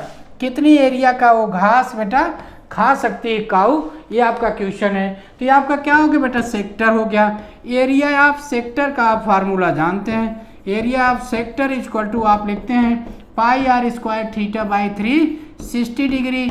पाई तो आपका बेटा 22/7 हो गया। और आर मीन्स बेटा ये जो इससे वो थ्रेड है, यानी जिस रस्सी से गाय बंधी उसकी लंबाई वो कितनी है? 7 × 7 हो गया। थीटा आपका 60 होता बेटा, और अपान 360 आप कर लेना। 360 ये आपका 6 हो गया बेटा, ये 7 7 कैंसिल हो गया, ये 11 2 हो गया बेटा, ये आपका 3 हो गया। 11 7 जा 77, 77/3 क्या हो जाएगा बेटा? मीटर स्क्वायर हो जाएगा। यही उसकी ग्रेजिंग एरिया होगी। क्या होगी बेटा? उसकी ग्रेजिंग एरिया होगी। तो आंसर हम लोग देखते हैं, ऑप्शन आपका बेटा सी है। Option C is right. Now your next question. आपका अगला क्वेश्चन क्या बेटा? अगला क्वेश्चन देखिए, क्वेश्चन नंबर 12 है। क्वेश्चन नंबर 12 क्या है? एक बेटा क्यूबाइड है। क्यूबाइड की जो साइड्स हैं वो दी गई हैं। क्या बेटा? क्यूबाइड की साइड्स दी गई हैं 3, 4 and 12 centimetre. Length of the its diagonal पूछा गया है। उसके डायगोनल की लेंथ क्या होगी बेटा? आप जानते हैं कि लेंथ ऑफ द डायगोनल जो आप लिखते हैं बेटा, लेंथ ऑफ द डायगोनल का जो कॉन्सेप्ट बेटा वो है a² + b² + c²। It means क्या है? ए बी सी क्या है बेटा? उसकी लेंथ है, ब्रेथ है, और हाइट भी आप कह सकते हैं। ए, इसको बी, इसको आप सी कह सकते हैं। ठीक है, और वहाँ पर बेटा आपको क्या मिलता है? अगर बात करते हैं तो ऐसे भी लिखते हैं L² + b² + h², both are same. ये आपके एजम्पशन पे डिपेंड करता है क्या आप ले लेते हैं बेटा। ये 3², ये 4², ये बेटा 12²। क्या हो गया? ये 12² हो गया ना। चलिए ये कितना हो गया बेटा? 9, 16, 144। ये क्या हो गया बेटा? 169। ये क्या हो गया? 13 centimetre. Option D is correct. Option D is correct. Your next question. अगला क्वेश्चन आपके सामने बेटा देखिए, यह है क्वेश्चन नंबर बेटा 13। Question number 13, what is the value of, इसे इवेल्युएट करना है। क्या करना बेटा, इवेल्युएट करना है। तो चलिए हम लोग क्या करते हैं, इवेल्युएट करते हैं। लिखते क्या बेटा, देखो 343 है बेटा। एज यू नो 343 को बेटा अगर आप 243 को आप क्या लिख सकते हैं, आप 243 को अगर आप लिख रहे हैं, क्या बेटा 243 लिख रहे हैं ना, अगर इसको 243 को लिखते हैं तो आपका होता है बेटा 3 की पावर 5 होता है। और अगर 9 है तो इसे आप 3 की पावर 2 लिख सकते हैं। यही दोनों चेंजिंग बेटा हम इस इक्वेशन में करते हैं। यहाँ पर देखो जो आपके पास बेटा इक्वेशन है ये 243 की पावर n/5, इसको हम लिखेंगे बेटा 3 की पावर 5 इंटू n/5, ये हो गया। फिर बेटा क्या है, ब्रैकेट क्लोज इंटू हो गया, ये 3 की पावर 2n+1 है अपान ये बेटा 3 की पावर 2n हो जाएगा। 3 की पावर 2n इंटू 3 की पावर n -1 है बेटा। यहाँ से 5 से कैंसिल हो जाएगा। एक लाइन नेक्स्ट क्या हो जाएगा बेटा, 3 की पावर n हो गया और ये क्या हुआ, ये बेटा 3 की पावर 2n हो गया और क्या हुए 3 की पावर 1 अपान यहाँ से बेटा देखो 3 की पावर 2n इंटू 3 की पावर n, यहाँ पर बेटा इंटू 3 की पावर -1, ये बेटा कैंसिल हो जाएंगे। क्या मिलेगा आपका 3 की पावर 1 अपान 3 की पावर -1, ये क्या हो गया 3 इंटू 3 दैट इज बेटा 9, यानी option D is right, option D is right. चलो बेटा अगला क्वेश्चन करते हैं हम लोग। आपका नेक्स्ट क्वेश्चन क्या है जरा देखिए, 4 गोट्स है और 3 ships can graze a field of 50 days, क्या बेटा 50 डेज, और आपसे पूछा गया है 2 goat 3 ships will graze it in, ऐसे निकालो बेटा। 4 गोट हैं जो या फिर बेटा 6 क्या है शिप हैं जो किसी ग्रेजिंग फील्ड को बेटा 50 डेज में क्या करती हैं, ग्रेज करती हैं। आप समझ गए, आपसे क्वेश्चन पूछा गया सीधे सीधे भाई, क्या पूछा गया है, अगर 2 गोट और 3 बकरी, ठीक है बेटा 3 भेड़ बेटा 2 गोट यानी 2 बकरी और 3 भेड़ एक साथ उसको ग्रेज करें तो कितने दिनों में कर सकते हैं, आपका क्वेश्चन है। आइए यही कर लेते हैं बेटा सीधा सा। यहाँ से बेटा देखो आपको क्या मिलता है, यहाँ से जो रिलेशन मिलता है बेटा हमको मिलता है 4 गोट इक्वल टू 6 शिप का। तो अगर हम बात करते हैं बेटा 2 गोट का इक्वल टू हमें क्या मिल जाएगा 6, क्या मिल जाएगा बेटा 6 शिप का मिल जाएगा। ये हो गया ना 2 गोट इक्वल टू 3 शिप हो गया, ये बात समझिए। अब उसने यही बात कही है, वो क्या कह रहा है बेटा 2 गोट एंड 6 शिप, कुछ भी नहीं करना है, सीधे सीधे माइंड करना 2 गोट या 3 शिप्स और 3 शिप बात कर रहा है बेटा, यानी कहने का मतलब क्या हुआ 2 गोट प्लस 3 शिप की बात वो कर रहा है, ठीक है बेटा। अब आप यहाँ देख लीजिए, जहाँ पर बेटा 2 गोट हैं उसकी जगह आप 3 शिप लिख सकते हो, या फिर जहाँ 3 शिप है उसकी जगह आप 2 गोट लिख सकते हैं बेटा, ये बात समझ गए। तो चलिए यहाँ पर 3 शिप, यहाँ पर भी 3 शिप इक्वल टू 6 शिप। अब आप जान ही रहे हैं जब 6 शिप बेटा 50 डेज में उसे ग्रेज कर रहा था तो इसका 4 गेट और 6, यहाँ भी भाई 6 शिप हो गया, सीधा सा आंसर हो गया बेटा। इसका ऑप्शन क्या हो जाएगा, ऑप्शन डी रहेगा, यानी नो चेंजिंग रहेगी। 6 की बात करें या 4 गोट की बात करें या फिर 2 गोट प्लस 3 शिप की बात करें, सब एक ही मतलब टाइम में बेटा यानी 50 डेज में उस एरिया की ग्रेजिंग कर लेंगे। आइए आपके नेक्स्ट क्वेश्चन पे हम लोग चलते हैं। आपका अगला क्वेश्चन है ए rectangular paper of 44 centimetre long. चलो भाई देखो ये क्या दिया, ये रेक्टेंगुलर पेपर आपके पास है, ठीक है, ये रेक्टेंगुलर पेपर है, ये कितना है, ये है 44 सेंटीमीटर, क्या बेटा 44 सेंटीमीटर लॉन्ग, और ये क्या है 6 सेंटीमीटर वाइड है। 44 सेंटीमीटर लॉन्ग हो गया और 6 सेंटीमीटर क्या हो गया वाइड हो गया। Is roll to form a cylinder of height equal to width of the paper, ठीक है। क्या करते हैं बेटा, the radius of the base of the cylinder so rolled is, जो इस टाइप से रोल्ड किया गया सिलेंडर को बनाया गया बेटा, उसकी रेडियस आपसे पूछी गई है। जरा आप देखिए बेटा, इसको रोल्ड करने का सेंस आप समझ पा रहे हो। रोल्ड करने का सेंस बेटा देखो ऐसे ही है, ये है आपके पास, इसको रोल्ड किया गया, जिसकी जो हाइट हुई बेटा उस सिलेंडर की क्या बताई गई है, हाइट जो बताई गई उस सिलेंडर के विथ के इक्वल हो गई। यानी ये जो सिलेंडर हाइट है बेटा ये आपका क्या है, एच इक्वल टू बेटा यही 6 सेंटीमीटर आ गया, यही विथ हाइट ऑफ द क्या आ गया, सिलेंडर आ गया। और अब आपसे क्या पूछा, जो ये लेंथ है बेटा जब इसको फोल्ड किया गया, यानी जब इसको फोल्ड किया गया तो ये आपका बेटा सिलेंडर बनता है। तो ये जो सिलेंडर है, ये जो सरकमफेरेंस फाइंड हुआ, यही सरकमफेरेंस बेटा 44 सेंटीमीटर के इक्वल होगा। और अगर बेटा इसकी रेडियस को अगर आप r ले लेते हैं तो 2 पाई r इक्वल टू बेटा 44 सेंटीमीटर हो गया। और r की वैल्यू जब आप निकालोगे 44 अपान बेटा 2 पाई इंटू बेटा क्या हो जाएगी 7 हो जाएगी, डिनोमिनेटर में ये कैंसिल हो गया, r की वैल्यू बेटा 7 सेंटीमीटर आ जाएगा। यानी इस केस में जो रेडियस ऑफ द आ जाएगा बेटा, radius of the cylinder find होगा, दैट विल बी 7 सेंटीमीटर। तो आज के बेटा इस मॉडल पेपर में बस इतना ही। जल्द ही हम मिलते हैं अगले मॉडल पेपर में। जय हिंद। आपकी बेस्ट फ्रेंड किताबें होती हैं जो आपका करियर बनाती हैं और आपके ड्रीम्स को पूरा करती हैं। इसलिए मेजर कलसी क्लासेस लेकर आया है रक्षा क्षेत्र के सभी परीक्षाओं की संपूर्ण तैयारी के लिए एमकेसी पब्लिकेशन की तरफ से बेस्ट स्टडी मटेरियल, जो कि सेना द्वारा प्रेस्क्राइब्ड लेटेस्ट पैटर्न पर आधारित हैं, जिसमें आपको मिलेगा आसान भाषा में explanation, chapter wise question paper और ढेर सारे क्वेश्चन के कलेक्शंस, ढेर सारे शॉर्टकट और ट्रिक के साथ साथ क्वेश्चन को इजी, मीडियम और हार्ड लेवल में बांटा गया है। लास्ट 5 ईयर के क्वेश्चन को चैप्टर और टॉपिक वाइज मेंशन किया गया है, जो कि आपके 100% सफलता को सुनिश्चित करेंगे। तो देर किस बात की, तो आज ही ऑर्डर कीजिए अपनी डिफेंस प्रिपरेशन की बुक dlp.majorkalsiclasses.com से और कॉल कीजिए 9696330033 पर। जय हिंद बच्चों, हम लोग लेकर आए हैं एफकैट का मॉडल पेपर आपके सामने।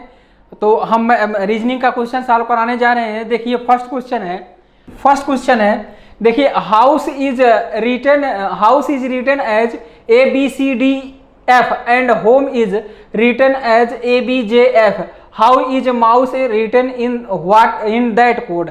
अब देखिए ऐसे क्वेश्चन में क्या करना रहता है कि यहाँ पे हाउस और होम को देखिए और फिर इसके बाद जो आपसे पूछा गया है MOUSE, इसको देखिए। इसमें क्या होता है कि एकदम सिमिलर टू सिमिलर जितने लेटर यहाँ पे हैं, जो लेटर यहाँ पे हैं वही लेटर क्या होता है यहाँ पे दिखते हैं। अब देखिए यहाँ पे जैसे ही यहाँ पे M की कोडिंग क्या की गई है J से, तो यहाँ पे कौन सा ऑप्शन आएगा, शुरू में J आएगा। तो J है और इसमें तीनों में J है, यहाँ J नहीं है, तो ये ऑप्शन आपका नहीं हो सकता। अब देखिए यहाँ पे JCB मतलब 3 ऑप्शन क्या हुए हैं, तीनों जो हैं आपको सिमिलर लेटर दिए हैं। आगे आप देखिए DAF मतलब आपको 4th लेटर मिलाना है, तो मतलब 1 2 3 क्या है S पे आपको देखिए क्या कोडिंग की गई, यहाँ S है, S की कोडिंग किससे की गई है, D से। तो आप देखिए यहाँ पे D है, यहाँ पे D नहीं है, ठीक। अब यहाँ पे D नहीं है, तो आपका कौन सा आंसर होगा, A पार्ट हो जाएगा। क्लियर हुआ। आगे देखिए नेक्स्ट क्वेश्चन है, नीचे दिए गए शब्दों में से अंग्रेजी शब्दकोश में पहले कौन आएगा। अब देखिए आपको कैसे इसमें करते हैं। यहाँ देखिए RESP, यहाँ पे RESO, अब देखिए REST, अब यहाँ पे RES सब में है। इसके बाद देखिए P है, फिर क्या है S है, फिर क्या है O है और T है। तो T तो सबसे लास्ट में आएगा, तो यहाँ पे देखिए सबसे पहले P है और O है। तो P और O के पहले का P और O में कौन पहले आता है, O पहले आता है। तो यहाँ पे ये गलत हो जाएगा और ये ऑलरेडी गलत था, तो कौन सा आंसर हो जाएगा हमारा B पार्ट। तो रिसोर्ट जो है सबसे पहले आएगा, ठीक। अगला क्वेश्चन देखिए, यहाँ पे देखिए नंबर सीरीज से क्वेश्चन है। यहाँ पे क्या किया गया है, 3 से 6 कैसे आएगा जब इंटू 2 करेंगे, है ना। अब देखिए यहाँ पे 6 से 18 लाया है, तो कितना हुआ इंटू 3। यहाँ पे क्या किया इंटू 4, यहाँ पे क्या किया गया है इंटू 5। तो अगला देखिए इंटू क्या करेंगे 6 करेंगे, तो 6 6 कितना होगा 36, 6 3 18 और 3 कितना हुआ 2 1 और कितना हो जाएगा 0। तो 2160 आंसर हो जाएगा। नेक्स्ट देखिए आगे, ईटानगर का अरुणाचल प्रदेश है। तो इस तरीके से आपको ढूंढना, सबका कैपिटल यहाँ दिया हुआ है, तो कैपिटल आपको जो है ढूंढना उस तरीके से बनाना है, कौन सा पेयर जो है हो पाएगा। तो देखिए यहाँ पे ईटानगर का क्या होता है, मतलब ईटानगर किसकी राजधानी है, अरुणाचल प्रदेश की राजधानी ईटानगर है। तो उसी तरह त्रिपुरा का राजधानी क्या होना चाहिए था, अगरतला होना चाहिए था, तो ये ऑप्शन गलत हुआ। उड़ीसा की राजधानी क्या होगी, भुवनेश्वर होगी, तो ये क्या हुआ, गलत हुआ। उत्तर प्रदेश की राजधानी क्या हो जाएगा, लखनऊ, तो ये क्या हुआ, गलत हुआ। नागालैंड की राजधानी क्या होगी, कोहिमा, ये बिल्कुल हमारा क्या हो जाएगा, राइट आंसर होगा। नेक्स्ट क्वेश्चन देखते हैं, अगला दिया हुआ है, देखिए यहाँ पे 15 अगर हम करते हैं इंटू 5 करते हैं, 15 फिफ्जा मतलब कितना हो जाए 75 और प्लस 3 करते हैं, तो उस तरीके से अगर यहाँ पे हम -3 करते हैं तो कितना आ जाएगा 64 आएगा, और 5 से डिवाइड करेंगे तो ये आंसर क्या हो जाएगा, आंसर ये नहीं आ पाएगा। तो देखिए इसमें क्या किया गया है, ऐसे क्वेश्चन में सबसे पहले आप जो है एक एक नंबर को देखना पड़ता है। जैसे हम कहें यहाँ पे क्या किया गया है, 8 + 7 8 7 कितना हो जाएगा 15, उसी तरीके से 7 और 6 कितना हो जाएगा 13। तो कौन सा आंसर निकल कर आएगा हमारा, ए पार्ट। नेक्स्ट देखिए विटनेस, कोर्ट, लायर और जज। अब यहाँ पे गवाह, कचहरी, वकील और न्यायाधीश। अब देखिए यहाँ पे ये जो तीनों हैं ये कैसे हैं, ये मानव जाति के होते हैं, है ना।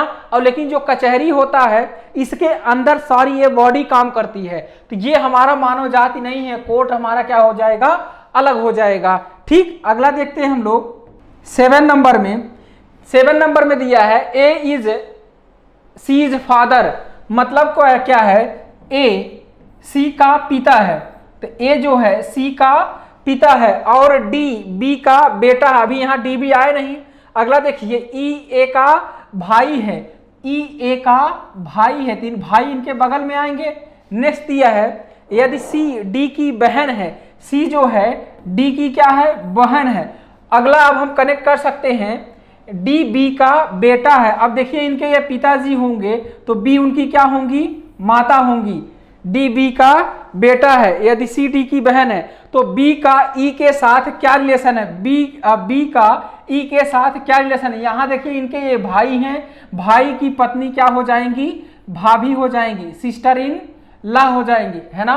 तो कौन सा ऑप्शन हो जाएगा, ए पार्ट हो जाएगा। नेक्स्ट देखिए a man goes 5 kilometre towards east direction, then he turns right and walks 4 kilometer, then he turns left and walks 5 kilometer, in which direction is he walking। अब देखिए ऐसे क्वेश्चन में क्या किया रहता है, a man goes to 5 kilometre towards east, अब east में वो जा रहा था, then he turns right and फिर इज टर्न्स लेफ्ट। अब देखिए राइट लेफ्ट से क्या हो जाएगा, कैंसिल हो जाता है, तो जो डायरेक्शन आपको पहले दी थी, ईस्ट दी थी, तो वही आपका क्या हो जाएगा, आंसर हो जाएगा। चाहे तो आप निकाल सकते हैं a man goes to 5 kilometre towards east. अब देखिए ये 5 किलोमीटर ईस्ट की तरफ गया है, फिर इसके बाद क्या हुआ, देन ही टर्न्स राइट।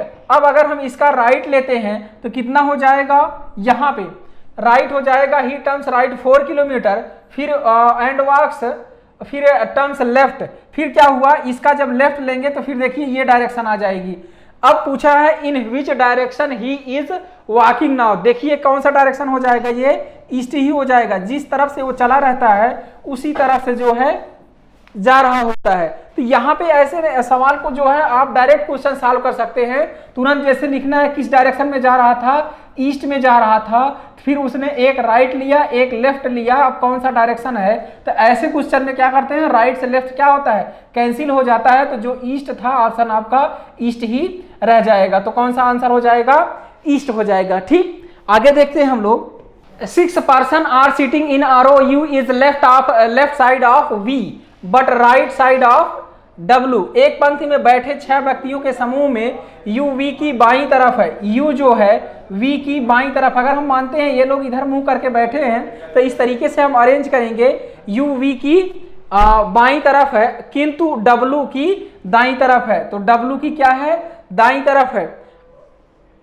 जो X की दाईं ओर है। अब देखिए जब भी जो से कनेक्ट रहता है तो हम तुरंत पहले वाले की बात करते हैं, तो W X की दाईं ओर है, तो W X की किधर है, दाईं ओर है। नेक्स्ट दाईं ओर है, और Y Z की बाईं ओर है, तो Y Z अभी यहां बैठा नहीं सकते हैं, जो की बात किया है, तो फिर यहाँ पे किसको कनेक्ट करेंगे, जेड को, जेड एक्स की बाईं ओर है, जेड जो है एक्स के बाईं ओर है जेड। अब देखिए वाई जेड की बाईं ओर है, वाई जेड के बाईं ओर है, तो इनके बायां हो जाएगा। अब पूछा क्या है, बिल्कुल बीच में कौन से सदस्य बैठे हैं, तो बिल्कुल who is sitting in the exact middle. देखिए दो लोगों को इधर से निकालिए, दो लोगों को इधर से, तो बिटवीन कौन है यहाँ पे, एक्स और डब्ल्यू है, तो कौन सा आंसर हो जाएगा, बी पार्ट हो जाएगा। नेक्स्ट देखते हैं हम लोग, यहाँ पे दिया गया है सिलोजिज्म का, ऑल बर्ड्स आर चिक्स। अगर हम ऑल बर्ड्स की बात करें, ऑल के साथ कितना होगा, 100% होगा, और फिर यहाँ पे आर चिक्स मतलब 50 लोग होंगे। अब यहाँ पे अच्छा ऊपर दिया है कंक्लूजन, दिया गया है statement first, all parrots are chicks. अब देखिए क्या हो जाएगा, ऑल पैरट्स मतलब कितने हो जाएंगे, ये 100%, आर चिक्स मतलब 50 हो जाएंगे। नेक्स्ट दिया है ऑल बर्ड्स, ऑल बर्ड्स कितने हो जाएंगे 100, और आर चिक्स ये कितने हो जाएंगे 50। अब यहाँ पे देखिए कॉमन टर्म्स कितना है, चिक्स है। ये जो है अगर दो लोगों को कनेक्ट करना है तो common terms must be at least 1 times 100, तभी ये कनेक्शन हो पाएगा, अन्यथा ये गलत हो जाएगा। देखिए क्या दिया है, सम बर्ड्स आर पैरेट, यहाँ पे सम बर्ड्स है और ये पैरेट है, तो देखिए बर्ड्स और पैरेट कहाँ दिए गए हैं, ये हमारा बर्ड्स है, ये हमारा पैरेट है। हमने बोला दोनों को हम कनेक्ट नहीं कर सकते क्योंकि ये जो है हमारा टर्म्स जो है एक बार कम से कम 100 होना चाहिए था, तो ये हमारा क्या हुआ, रॉन्ग हुआ। सम चिक्स आर पैरेट्स, अब देखिए यहाँ 50, यहाँ 50, सम चिक्स, चिक्स और कौन है, पैरेट्स। अब देखिए यहाँ पे क्या दिया है, चिक्स और पैरेट। अब यहाँ पे बन जाएगा, यहाँ पे हम चिक्स देखिए 50 है, यहाँ 50 है, पैरेट्स यहाँ 50, यहाँ 100, मतलब हमारे पास 100 है, हम 50 की बात कर सकते हैं, तो हमारा क्या होगा, सेकंड ऑप्शन सही होगा। तो कौन सा होगा, ओनली सेकंड फॉलो, तो कौन सा हो जाएगा, ओनली सेकंड फॉलो, तो बी ऑप्शन हो जाएगा हमारा क्या, कि केवल निष्कर्ष सेकंड सही है। अगला देखिए यहाँ पे, अब देखिए यहाँ पे 2 कॉमन ट्रिक है। यहाँ पे क्या होगा डाइस में कि येलो ये सिमिलर है, यहाँ व्हाइट सिमिलर है, तो जो दोनों बचे हैं एक दूसरे क्या है, अपोजिट है, तो रेड का क्या हो जाएगा, ब्लैक हो जाएगा। ठीक, अगला देखते हैं हम लोग, यहाँ पे देखिए it was Tuesday on January 1, देखिए हमसे क्या पूछा गया है, 1 जनवरी 1980 को क्या है, ट्यूसडे है। अब यहाँ पे 1 जनवरी 1979 की बात हो रही है, तो यहाँ पे क्या होगा, आप देखिए यहाँ पे 1 ईयर का डिफरेंस है। अब यहाँ से हम 1 ईयर का डिफरेंस है, लेकिन हम 80 से क्या है पीछे जा रहे हैं, तो क्या हो जाएगा, -1 हो जाएगा, -1 होगा, तो -1 मतलब एक दिन पीछे, ट्यूसडे से एक दिन पीछे क्या हो जाएगा हमारा, मंडे हो जाएगा। नेक्स्ट क्वेश्चन देखते हैं, a bus depart from Jaipur to New Delhi every 40 minutes from the Jaipur bus stand, the enquiry clerk tells one person that a bus has left 10 minutes used ago, 10 minutes ago, the next bus will be after at 9:45। मतलब क्या बोल रहा है कि 9:45 पे क्या हो जाएगी, बस अगली आएगी। इसका मतलब 45 मिनट्स पे अगर बस आती है तो पीछे जो है 45 मिनट जाएंगे, तो कितना होगा, 9:05 पे जो है बस वो दूसरे पहले चली गई है। फिर क्या बोल रहे हैं, हैज लेफ्ट 10 मिनट्स, अब 10 मिनट्स पहले गई है, इसका मतलब हम कहाँ आएंगे, 10 मिनट्स आगे, तो यहाँ पे 10 मिनट्स आगे का मतलब कितना हो जाएगा, 9:15, तो 9:15 पे वो क्लर्क उसको बता रहा है, तो यही पूछ रहा है, find that time when enquiry clerk gives that information to this passenger, तो कितना हो जाएगा, 9:15 PM हो जाएगा। नेक्स्ट देखिए आगे दिया है, हमको अरेंजमेंट करना है, green vegetable market, cutting cooking food. अब देखिए हरी सब्जी बाजार, काटना पकाना भोजन, तो सबसे पहले आप क्या करेंगे, बाजार जाएंगे, सबसे पहले बाजार जाएंगे, वहां से क्या लाएंगे, हरी सब्जी लाएंगे, फिर उसको क्या करेंगे, कट करेंगे, फिर उसको पकाया जाएगा, फिर उसको खाया जाएगा, भोजन हो जाएगा, फिर उसको खाया जाएगा। 2 1 3 4 5 कौन सा ऑप्शन हो जाएगा, बी ऑप्शन हो जाएगा। नेक्स्ट देखिए, सुमा उमा से छोटी है। अब देखिए यहाँ पे दिया है सुमा उमा से छोटी है, मतलब क्या हुआ, ये उमा से छोटी है, सुमा उमा से छोटी है। नेहा सुमा से लंबी है। अब देखिए नेहा सुमा से लंबी है, नेहा सुमा से लंबी है, तो नेहा कहाँ आनी चाहिए, यहाँ आनी चाहिए, तो नेहा सुमा से लंबी है। सुधा उमा से लंबी है, सुधा जो है उमा से लंबी है, तो यहाँ कौन आएगी, सुधा उमा से लंबी है, लेकिन हेमा से छोटी है, तो हेमा का हो जाएगी, यहाँ आएगी, हेमा से छोटी है। उमा नेहा से लंबी है, उमा नेहा से लंबी है, बिल्कुल यहाँ सही है। उनमें सबसे लंबा कौन है, तो सबसे लंबा कौन है, हेमा है, हेमा क्या होंगी, सबसे लंबी हो जाएंगे। अगला देखिए, यहाँ पे देखिए कैसे नंबर को अरेंज किया है। यहाँ पे लिखा गया है 6 5, फिर इसके बाद 9, इसी तरह 7 4 के बाद क्या लिखा गया है 3, तो यहाँ बताइए 2 9 और फिर क्या होगा 8 होगा, तो क्या हो जाएगा 2 9 8, कौन सा आंसर बनेगा हमारा, बी पार्ट बनेगा। नेक्स्ट देखिए 17 नंबर, यहाँ पे देखिए इसको जो है इन नंबर्स का यूज करके हमें बीच वाले नंबर लाने हैं। तो यहाँ पे आप देख रहे होंगे कि इसकी वैल्यू कितनी आएगी, 21 और 8 कितना हुआ 29, 7 कितना हो जाएगा 36, और इधर आप जोड़ेंगे तो 3 2 5 और 1 6 कितना हो जाएगा 36। तो इसी तरीके से 17 और 5 कितना हो जाएगा 22 में आप कितना जोड़ेंगे कि कितना हो जाए 36 हो जाए। तो यहाँ पे कितनी वैल्यू लानी होगी आपको 14, कितना लाना होगा 14 लाना होगा, तब जाके 36 हो जाएगा। कितना वहाँ रखा जाएगा 14 रखा जाएगा। क्लियर हुआ। अगले देखते हैं हम लोग, यदि एक बाल्टी का 3/7 भाग 1 मिनट में भर जाता है तो बाल्टी का शेष भाग कितने समय में भरेगा। अब देखिए यहाँ पे कितना है 7 लीटर। अब मान लीजिए पूरी जो है 7 लीटर की टंकी है, उसमें क्या हो रहा है कि 3 लीटर भरने में कितना समय लग रहा है, उसको 1 मिनट लग जा रहा है। ठीक है, तो यहाँ पे देखिए कि 3 लीटर भरने में उसको 3 लीटर भरने में 1 मिनट लग रहा है। इस तरीके से अगर हम निकालें तो 1 लीटर भरने में कितना लगेगा, तो 1/3 हो जाएगा, मिनट पर लीटर है।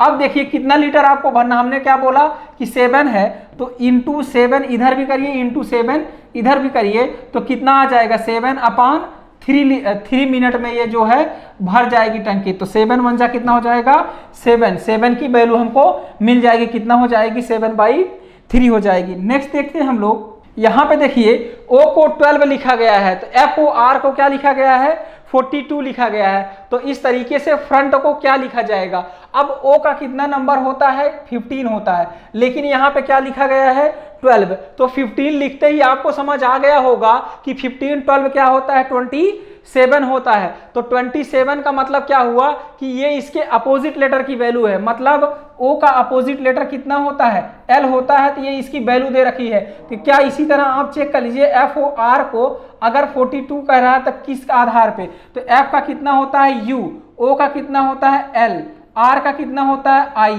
तो यहाँ पे 9, ये 12 और यहाँ पे कितना हो जाएगा 21। अब इनको आप ऐड करिए, 12 9 कितना हो जाएगा 21, 21 कितना हुआ देखिए 42 आ रहा है। तो उसी तरीके से F का अगर आप देखेंगे तो F का कितना हो जाएगा U, R का कितना हो जाएगा I, O का कितना हो जाएगा L, N का कितना होगा M, फिर T का कितना हो जाएगा, T का हो जाता है G, मतलब यहाँ पे 7 हो जाएगा, यहाँ 13, यहाँ पे 12, यहाँ पे 9, यहाँ पे 21। अब इसको आप सॉल्व करेंगे तो 21 और 9 कितना हो जाएगा 30, और 13 7 कितना हो जाएगा 20, है ना। अब देखिए 30 20 50 10 60 2 कितना हो जाएगा 62 हो जाएगा। ठीक, इस तरीके से आप सॉल्व कर लेंगे। अगला देखिए, यहाँ बोला जा रहा है if pen is table, table is fan, fan is chair and chair is roof, so as man sit on which things. अब देखिए किस पर वो बैठेगा, चेयर पर बैठेगा, चेयर को क्या बोला गया चेयर इज रूफ, तो क्या हो जाएगा रूफ हो जाएगा। नेक्स्ट देखिए एलिमेंट्री, मतलब इनमें से कौन सा आपको शब्द नहीं बना। इसमें देखिए आपके आंखों की स्कैनिंग समझ लीजिए चेक किया जाता है, तो इसमें आप कैसे पता पाएंगे कि कौन सा नहीं बनाया जा सकता। तो आप एक एक लेटर को घूर घूर के देखेंगे तो यहाँ पे देखिए यू है और यहाँ पे कहीं भी यू नहीं है, तो आप जो है 1 से 2 सेकंड में आंसर निकाल पाएंगे इसका। ठीक, अगला देखिए, आगे देखिए, अब जब इस टाइप का क्वेश्चन आएंगे तो आप सबसे पहले पेयर बनाइए। देखिए यहाँ पे कितने लेटर हैं, काउंट करिए, 1 2 3 4 5 6 7 8 9 10 11 12 13 14 15 16। अब 16 लेटर हैं तो आपको 4 के क्या बनाने पड़ेंगे, टेबल बनाने पड़ेंगे। तो देखिए यहाँ पे ग्रुप बनाने पड़ेंगे, 1 2 3 4 यहाँ पे हुआ, 1 2 3 4 यहाँ पे, 1 2 3 4 यहाँ पे, फिर 1 2 3 4। अब देखिए आपको ये जब ग्रुपिंग आप कर देंगे तो आपको तुरंत पता चल जाएगा कि यहाँ पे क्या भरा जाएगा।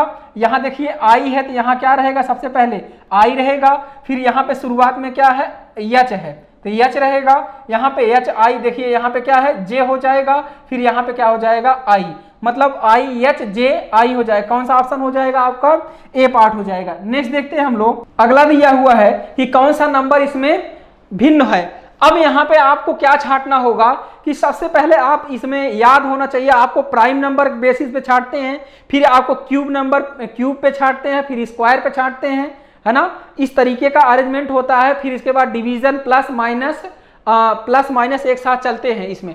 अब देखिए क्या होता है कि यहाँ पे आप देखिए सारा क्या है, 17 और 19 23 प्राइम नंबर है, लेकिन एक जो है 21 हमारा कैसा नंबर है, कंपोजिट नंबर है। क्लियर हुआ, आगे देखते हैं हम लोग। यहाँ पे देखिए दिया गया है, the pair of opposite places of a solid of 4 inch size are red green and black, it is cut into 1 inch cubes. How many cubes are painted only 2 faces. अगर देखिए आपसे 3 फेस के लिए वैल्यू पूछता है तो हमेशा कितना होता है, फिक्स होता है, लेकिन अगर 2 फेस की बात करता है तो यहाँ से देखिए 12 इंटू n माइनस 2 होता है ना। अब इसमें हम अगर रखेंगे तो 12, अब n की वैल्यू कितनी हो जाएगी, यहाँ से n की वैल्यू मतलब larger side of cube upon smaller size of cube, तो कितनी आ जाएगी 4। तो यहाँ पे 4 माइनस 2 कितना हो जाएगा, 12 इंटू 2 कितना हो जाएगा 24। तो यहाँ से क्या ऑप्शन निकल कर आएगा, 24 निकल कर आएगा। ठीक है, अगला देखते हैं हम लोग। यहाँ पे उसी टाइप के फिर से क्वेश्चन है, जैसे देखिए दिया है मकान, सड़क, कमरा, कस्बा और जिला। तो सबसे पहले क्या आता है आपका, कमरा होगा, सबसे पहले क्या होगा, कमरा हो जाएगा। फिर इसके बाद कमरे के अंदर कमरा कहाँ होगा आपका, मकान में होगा। फिर इसके बाद आपका 3 1, अब देखिए कहाँ कहाँ है, ये तो होगा नहीं, 3 1 यहाँ है, यहाँ है। अब 2 4 में सबसे पहले क्या आएगा, 2 और 4 में सबसे पहले क्या आएगा, सड़क आएगी, तो क्या हो जाएगा सड़क, फिर आपका कस्बा आएगा, 4 हो जाएगा। तो 3 1 2 4, 3 1 2 4, तो 3 1 2 4 किस में दिया हुआ है, सिर्फ और सी ऑप्शन में दिया है। ठीक, आगे देखते हैं हम लोग। अगला दिया है फिगर से रिलेटेड। अब देखिए क्या हुआ, यहाँ पे आप क्लॉकवाइज चलेंगे तो ये वैल्यू पूरी कर दी गई है। अगला क्या हुआ, ये खाली किया गया है, तो अगला क्या होगा, ये पूरा किया गया तो अगला खाली कर दिया गया। इसको जब पूरा किया गया तो ये खाली कर दिया गया है, पूरा खाली कर दिया गया है इधर। अब देखिए क्या होगा, यहाँ पे जब ये वैल्यू पूरी होगी तो ये खाली हुआ। अब जब ये वैल्यू पूरी होगी तो ये वैल्यू पूरी क्या हो जाएगी आपकी, खाली होनी चाहिए। तो ऐसा देखिए यहाँ पे है नहीं, ऐसा है ना। फिर इसके बाद यहाँ पे देखिए केवल बीच में खत्म हुआ है, यहाँ पे भी पूरी वैल्यू खत्म कर दिया है। तो यहाँ पे देखिए ये वैल्यू आपकी मैच कर रही है, तो क्या हो जाएगा, ए ऑप्शन हो जाएगा। नेक्स्ट देखिए अगला, यहाँ पे दिया है, देखिए ये ट्रायंगल था तो क्या हो गया, स्क्वायर हो गया। तो इसी तरह ये भी ट्रायंगल होगा तो स्क्वायर होगा, स्क्वायर तो सब में दिया है। अब यहाँ पे आप बारीक पकड़िए कि इधर आपको क्या दिया था, आपको क्या दिया था, ये जो है राइट साइड में दिया था, इधर क्या हो गया, लेफ्ट साइड हो गया। तो यहाँ पे देखिए कि आपको क्लॉकवाइज, मतलब यहाँ पे एंटी क्लॉकवाइज दिया था तो ये क्लॉकवाइज हो गया। अब यहाँ पे क्या हुआ, ये क्लॉकवाइज दिया है तो अगली वैल्यू क्या होनी चाहिए, एंटी क्लॉकवाइज होनी चाहिए, और मतलब एज से निकले हुए होने चाहिए। तो ये तो पूरा आर पार हो गया, तो ये तो होगा नहीं। अब देखिए यहाँ पे क्या हुआ, क्लॉकवाइज निकला है, यहाँ पे आपका कैसा था, क्लॉकवाइज था, तो वैल्यू कैसी निकलनी चाहिए, एंटी क्लॉकवाइज। यहाँ तो दोनों तरफ कैंसिल हो गया है, एक तरफ बीच में कैंसिल हो गया।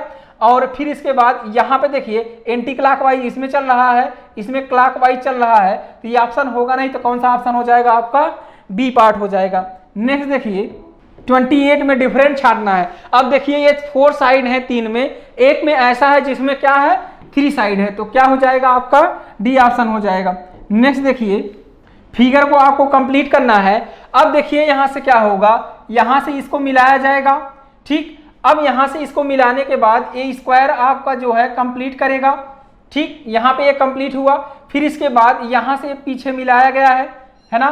फिर इसके बाद इसको आप यहां से एक लाइन खींची गई है पीछे साइड, देखिए एक लाइन खींची गई है, फिर इसको क्या किया गया, मिलाया गया है। तो इस टाइप का आपका डायग्राम किस में बन रहा है, इसमें नहीं बन रहा है, इसमें भी नहीं बन रहा है, तो ये उल्टा हो गया है। तो कौन सा ऑप्शन बन रहा है आपका, सी ऑप्शन बन रहा है, ठीक है। तो अगला देखते हैं 30 नंबर में, देखिए कटिंग एंड फोल्डिंग है।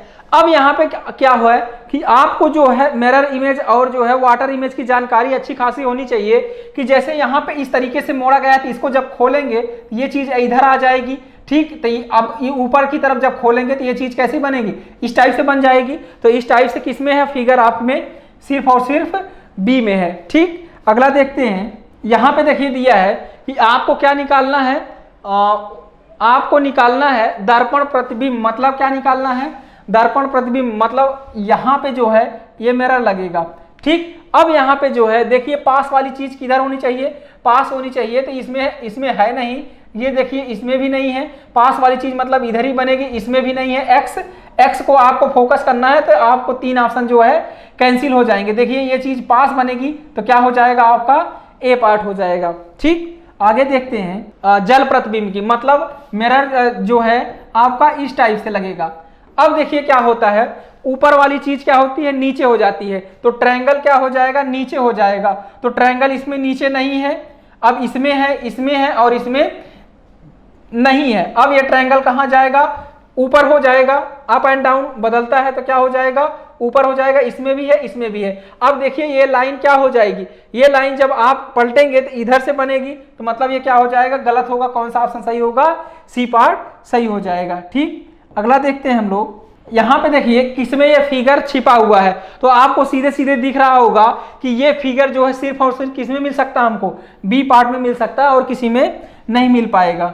यहाँ पे हमने क्या बताया कि यहाँ पे 1 2 3 लिखते हैं, इनको ऐड कर दीजिए, कितना हुआ 3 2 5 और 1 कितना हुआ 6। फिर ये देखा जाता है कितनी हॉरिजॉन्टल लाइन है, तो यहाँ पे 1 है, यहाँ 2, यहाँ पे 3, तो 6 3 जा कितना हो जाएगा 18। तो कौन सा आंसर होगा, डी पार्ट हो जाएगा। अगला देखते हैं हम लोग, अगला दिया है स्क्वायर के फॉर्म में दिया है, आपको काउंट करना है कितने वर्ग हैं। अब देखिए इसमें क्या करते हैं, 1 2 3 4 इधर लिखते हैं, फिर 1 2 3 4 इधर लिखते हैं। अब यहाँ पे लास्ट वाले से मल्टीप्लाई कर दो, मतलब कितना हुआ 4 × 4 हुआ, प्लस अगला 3 × 3 हो जाएगा, 3 × 3 होगा, प्लस अगला क्या हो जाएगा 2 × 2 होगा, और नेक्स्ट अगला दिया है 1 × 1 हो जाएगा।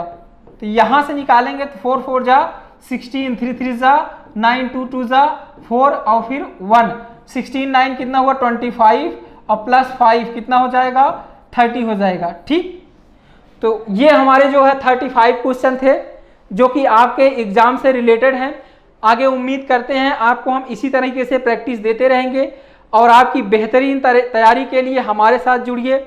बहुत बहुत धन्यवाद, थैंक यू, जय हिंद। वो कहते हैं कि बैटल ग्राउंड में वार वही जीतता है जो सही स्ट्रैटेजी से फाइट करता है, ठीक वैसे एग्जाम वही क्रैक करता है जो एक्यूरेट प्लानिंग के साथ प्रिपरेशन करता है। तो 15 साल के वास्ट एक्सपीरियंस के आधार पे हमने डिजाइन किया है फौज के एग्जाम को क्रैक करने का एक किलर प्लान, जिसके माध्यम से आप घर बैठे सिक्योर कर सकते हैं सेना के किसी भी एग्जाम में मैक्सिमम मार्क्स। तो एमकेसी के ऑनलाइन कोर्स में आपको मिलेगा recorded lecture 24/7, teaching plan, chapter wise e notes, daily live classes, daily assignment, study material, interactive classes, doubt counter, daily quiz, online test, 1-to-1 guidance, exam oriented tips और daily current affair. 4.8 के Google Play Store की rating के साथ defence assessment की पहली पसंद। So what you are waiting for, अभी download कीजिए एमकेसी लर्निंग ऐप अपने गूगल प्ले स्टोर से और बुक कीजिए अपनी free demo class. A very good morning to everyone. You're most welcome at the Major Kalsi classes. This is Abhishek Dwivedi, your GS faculty. Today we have a most important model paper that is AFCAT. और previous जो paper लेकर के आया था model paper, उसी के sequence में continuously मैंने कहा था, आपसे वादा किया था कि बैक टू बैक आपको इंपॉर्टेंट मॉडल पेपर्स मिलते रहेंगे, क्वेश्चंस की सीरीज मिलती जाएगी। तो पेन और पेपर लेकर के बैठ जाइएगा, देखिएगा कि इस सेगमेंट के अंतर्गत कितने क्वेश्चंस आप 20 क्वेश्चंस में कितने क्वेश्चन आप सही कर पाते हैं, ठीक है। क्या वो लेवल अभी तक आपने अटेन किया है जिस तरीके का पेपर आता है या नहीं। ज़रूर कमेंट बॉक्स में बताइएगा आपको ये सेशन कैसा लगा, और ज़बरदस्त शानदार तरीके से तैयारी करिए और आगामी परीक्षा में अपनी एक सीट को सुरक्षित करिए। तो पहले क्वेश्चन की अगर मैं बात करता हूं, तो पहले क्वेश्चन की अगर मैं बात करूं तो यहाँ पे क्वेश्चन आप देखिएगा, during the time of which Mughal emperor did the English east India company establish it's first factory in India. अब मैं कह रहा हूं ना 1600 में कंपनी को परमिशन तो इंडिया में मिल गई, लेकिन जो कंपनी की एस्टेब्लिशमेंट की गई पहले तौर पे अस्थायी फिर स्थायी फैक्ट्री की, वो टाइम पीरियड था जहांगीर का। क्योंकि जहांगीर का जो टाइम पीरियड है अगर हम बात करते हैं तो 1605 से लेकर के 1627, इसी के समय दो अंग्रेज कैप्टन हॉकिंस और थॉमस रो दोनों आए। और दूसरी चीज़, इसी टाइम पीरियड में 1605-27 के बीच में जहांगीर के टाइम पीरियड में कंपनियां स्टेब्लिश की गई। ठीक है, क्लियर हो गई बातें। हालांकि अगर सिर्फ और सिर्फ ये क्वेश्चन पूछता कि ईस्ट इंडिया कंपनी की स्थापना किसके टाइम पीरियड में हुई, तो वो था अकबर। लेकिन परमिशन की बात कर रही है फैक्ट्री के एस्टेब्लिशमेंट की, तो Jahangir will be the right answer. चल, तो यहाँ पे आप देख पाएंगे कि अगर मैं बात करता हूँ तो सेकंड क्वेश्चन की बात करता हूँ।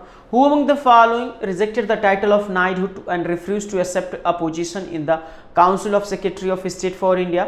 Motilal Nehru, M G Ranade, Gopal Krishna Gokhale, B G Tilak. It's absolutely true. Gopal Krishna Gokhale, इन्होंने 1905 में सर्वेंट्स ऑफ इंडिया सोसाइटी की स्थापना करी। और अगर बात करी जाए तो अंग्रेजों की जो नीतियां थी उससे काफ़ी ज़्यादा ये हतप्रत थे।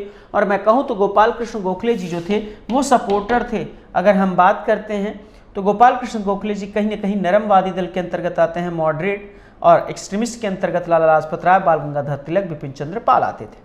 ठीक है, तो वो जिन्होंने नहीं एक्सेप्ट किया वो थे गोपाल कृष्ण गोखले साहब।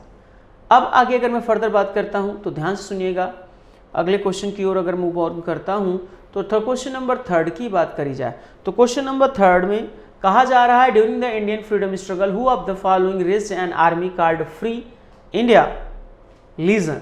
अगर हम बात करते हैं तो इस प्रश्न का सही उत्तर होगा C will be the right answer, Subhash Chandra Bose. और आप जानते हैं कि महात्मा गांधी से कहीं ना कहीं वैचारिक मतभेद थे इनके। ठीक है, और बैक टू बैक अगर मैं बात करता हूं तो 2 टाइम से क्या क्या आईएनसी के प्रेसिडेंट बने, और कहीं ना कहीं महात्मा गांधी की वजह से इन्होंने आईएनसी के पोस्ट से एज अध्यक्ष प्रेसिडेंट की पोस्ट से रिजिग्नेशन दे दिया था। तो आईएनसी की अगर हम बात कर रहे हैं तो आईएनसी की जब भी मैं बात करूंगा तो ध्यान से सुनिएगा, इंडियन नेशनल कांग्रेस की स्टेब्लिशमेंट कब हुई? 1885 में। इसके पहले चेयरपर्सन कौन हुए? यानी कि व्योमेश चंद्र बनर्जी यानी कि प्रेसिडेंट। और इसके फाउंडर कौन थे? Allan Octavian Hume. Allan Octavian Hume की ऑटोबायोग्राफी जीवनी पे किसने ग्रंथ लिखा? वेडरबर्न ने। दूसरी चीज़ें ये पूछी जा सकती हैं कि एलन ऑक्टिवन ह्यूम कहाँ के रहने वाले थे, नेटिव कहाँ के थे? तो स्कॉटलैंड। इस प्रकार के क्वेश्चन आ सकते हैं। चलिए, now we are moving question number 4। If you talking about the question number 4, चौथे क्वेश्चन की मैं बात करता हूँ, who was the viceroy of India when Rowlatt act was pass? अगर मैं बात करता हूँ तो ये टाइम पीरियड था, रोलैंड एक्ट जब पास हुआ था तो वो हुआ था, हम बात करते हैं 1916 से लेकर के 1921 के बीच में। और ये टेन्योर की अगर मैं बात करता हूँ तो ये टेन्योर 1916 से 1921 किसका था? लॉर्ड चेम्सफोर्ड का। चल, आगे मूव ऑन करते हैं क्वेश्चन नंबर 5 की ओर। अगर क्वेश्चन नंबर 5 की बात करी जाए तो यहाँ पर आप देख पा रहे होंगे, who among the following Gandhian followers are teacher by profession? और अगर बात करी जाए निम्नलिखित में कौन से गांधीवादी अनुयायी पेशे से शिक्षक थे? एएन सिन्हा साहब। और आपको बता दूं ये जो है पहले फिनेंस मिनिस्टर भी थे बिहार के। दूसरी चीज़ अगर मैं बात करूं तो ये कॉन्स्टिट्यूंट असेंबली के भी मेंबर थे। क्लियर हो गई बातें? तो एएन सिन्हा साहब थे। ठीक है, आगे बात करा जाए अगले क्वेश्चन की ओर अगर हम मूव ऑन करते हैं तो 6वां क्वेश्चन देखिएगा। 6वें क्वेश्चन की मैं बात करता हूं तो अगर 6 नंबर ऑफ क्वेश्चंस की मैं बात करूं, which of the following was a journal brought out by Abul Kalam Azad? Al Hilal और अल बलीग, ये 2 जर्नल्स लिखे गए थे उस टाइम पीरियड में, काफ़ी इंपॉर्टेंट था। और उर्दू भाषा में अल बलीग एंड अल हिलाल की बात करता हूं तो मैं किसके द्वारा? मौलाना अबुल कलाम आज़ाद के द्वारा। मौलाना अबुल कलाम आज़ाद जो कि भारत के पहले क्या थे? एजुकेशन मिनिस्टर्स भी थे। और अगर बात करी जाए तो कांग्रेस के आईएनसी के, इंडियन नेशनल कांग्रेस के पहले युवा अध्यक्ष भी थे। चल, आगे मूव ऑन करते हैं अगले क्वेश्चन की ओर। बेटा, अगले क्वेश्चन की ओर मूव ऑन करते हैं तो आप देख पा रहे होंगे कि जो number of question, which was the first session of the Indian national Congress held in the दिसंबर। ये 1885 में हुआ था। कहाँ हुआ था? बॉम्बे में। हालांकि इसकी शुरुआत, इसके बारे में विचार किया गया था पूना में।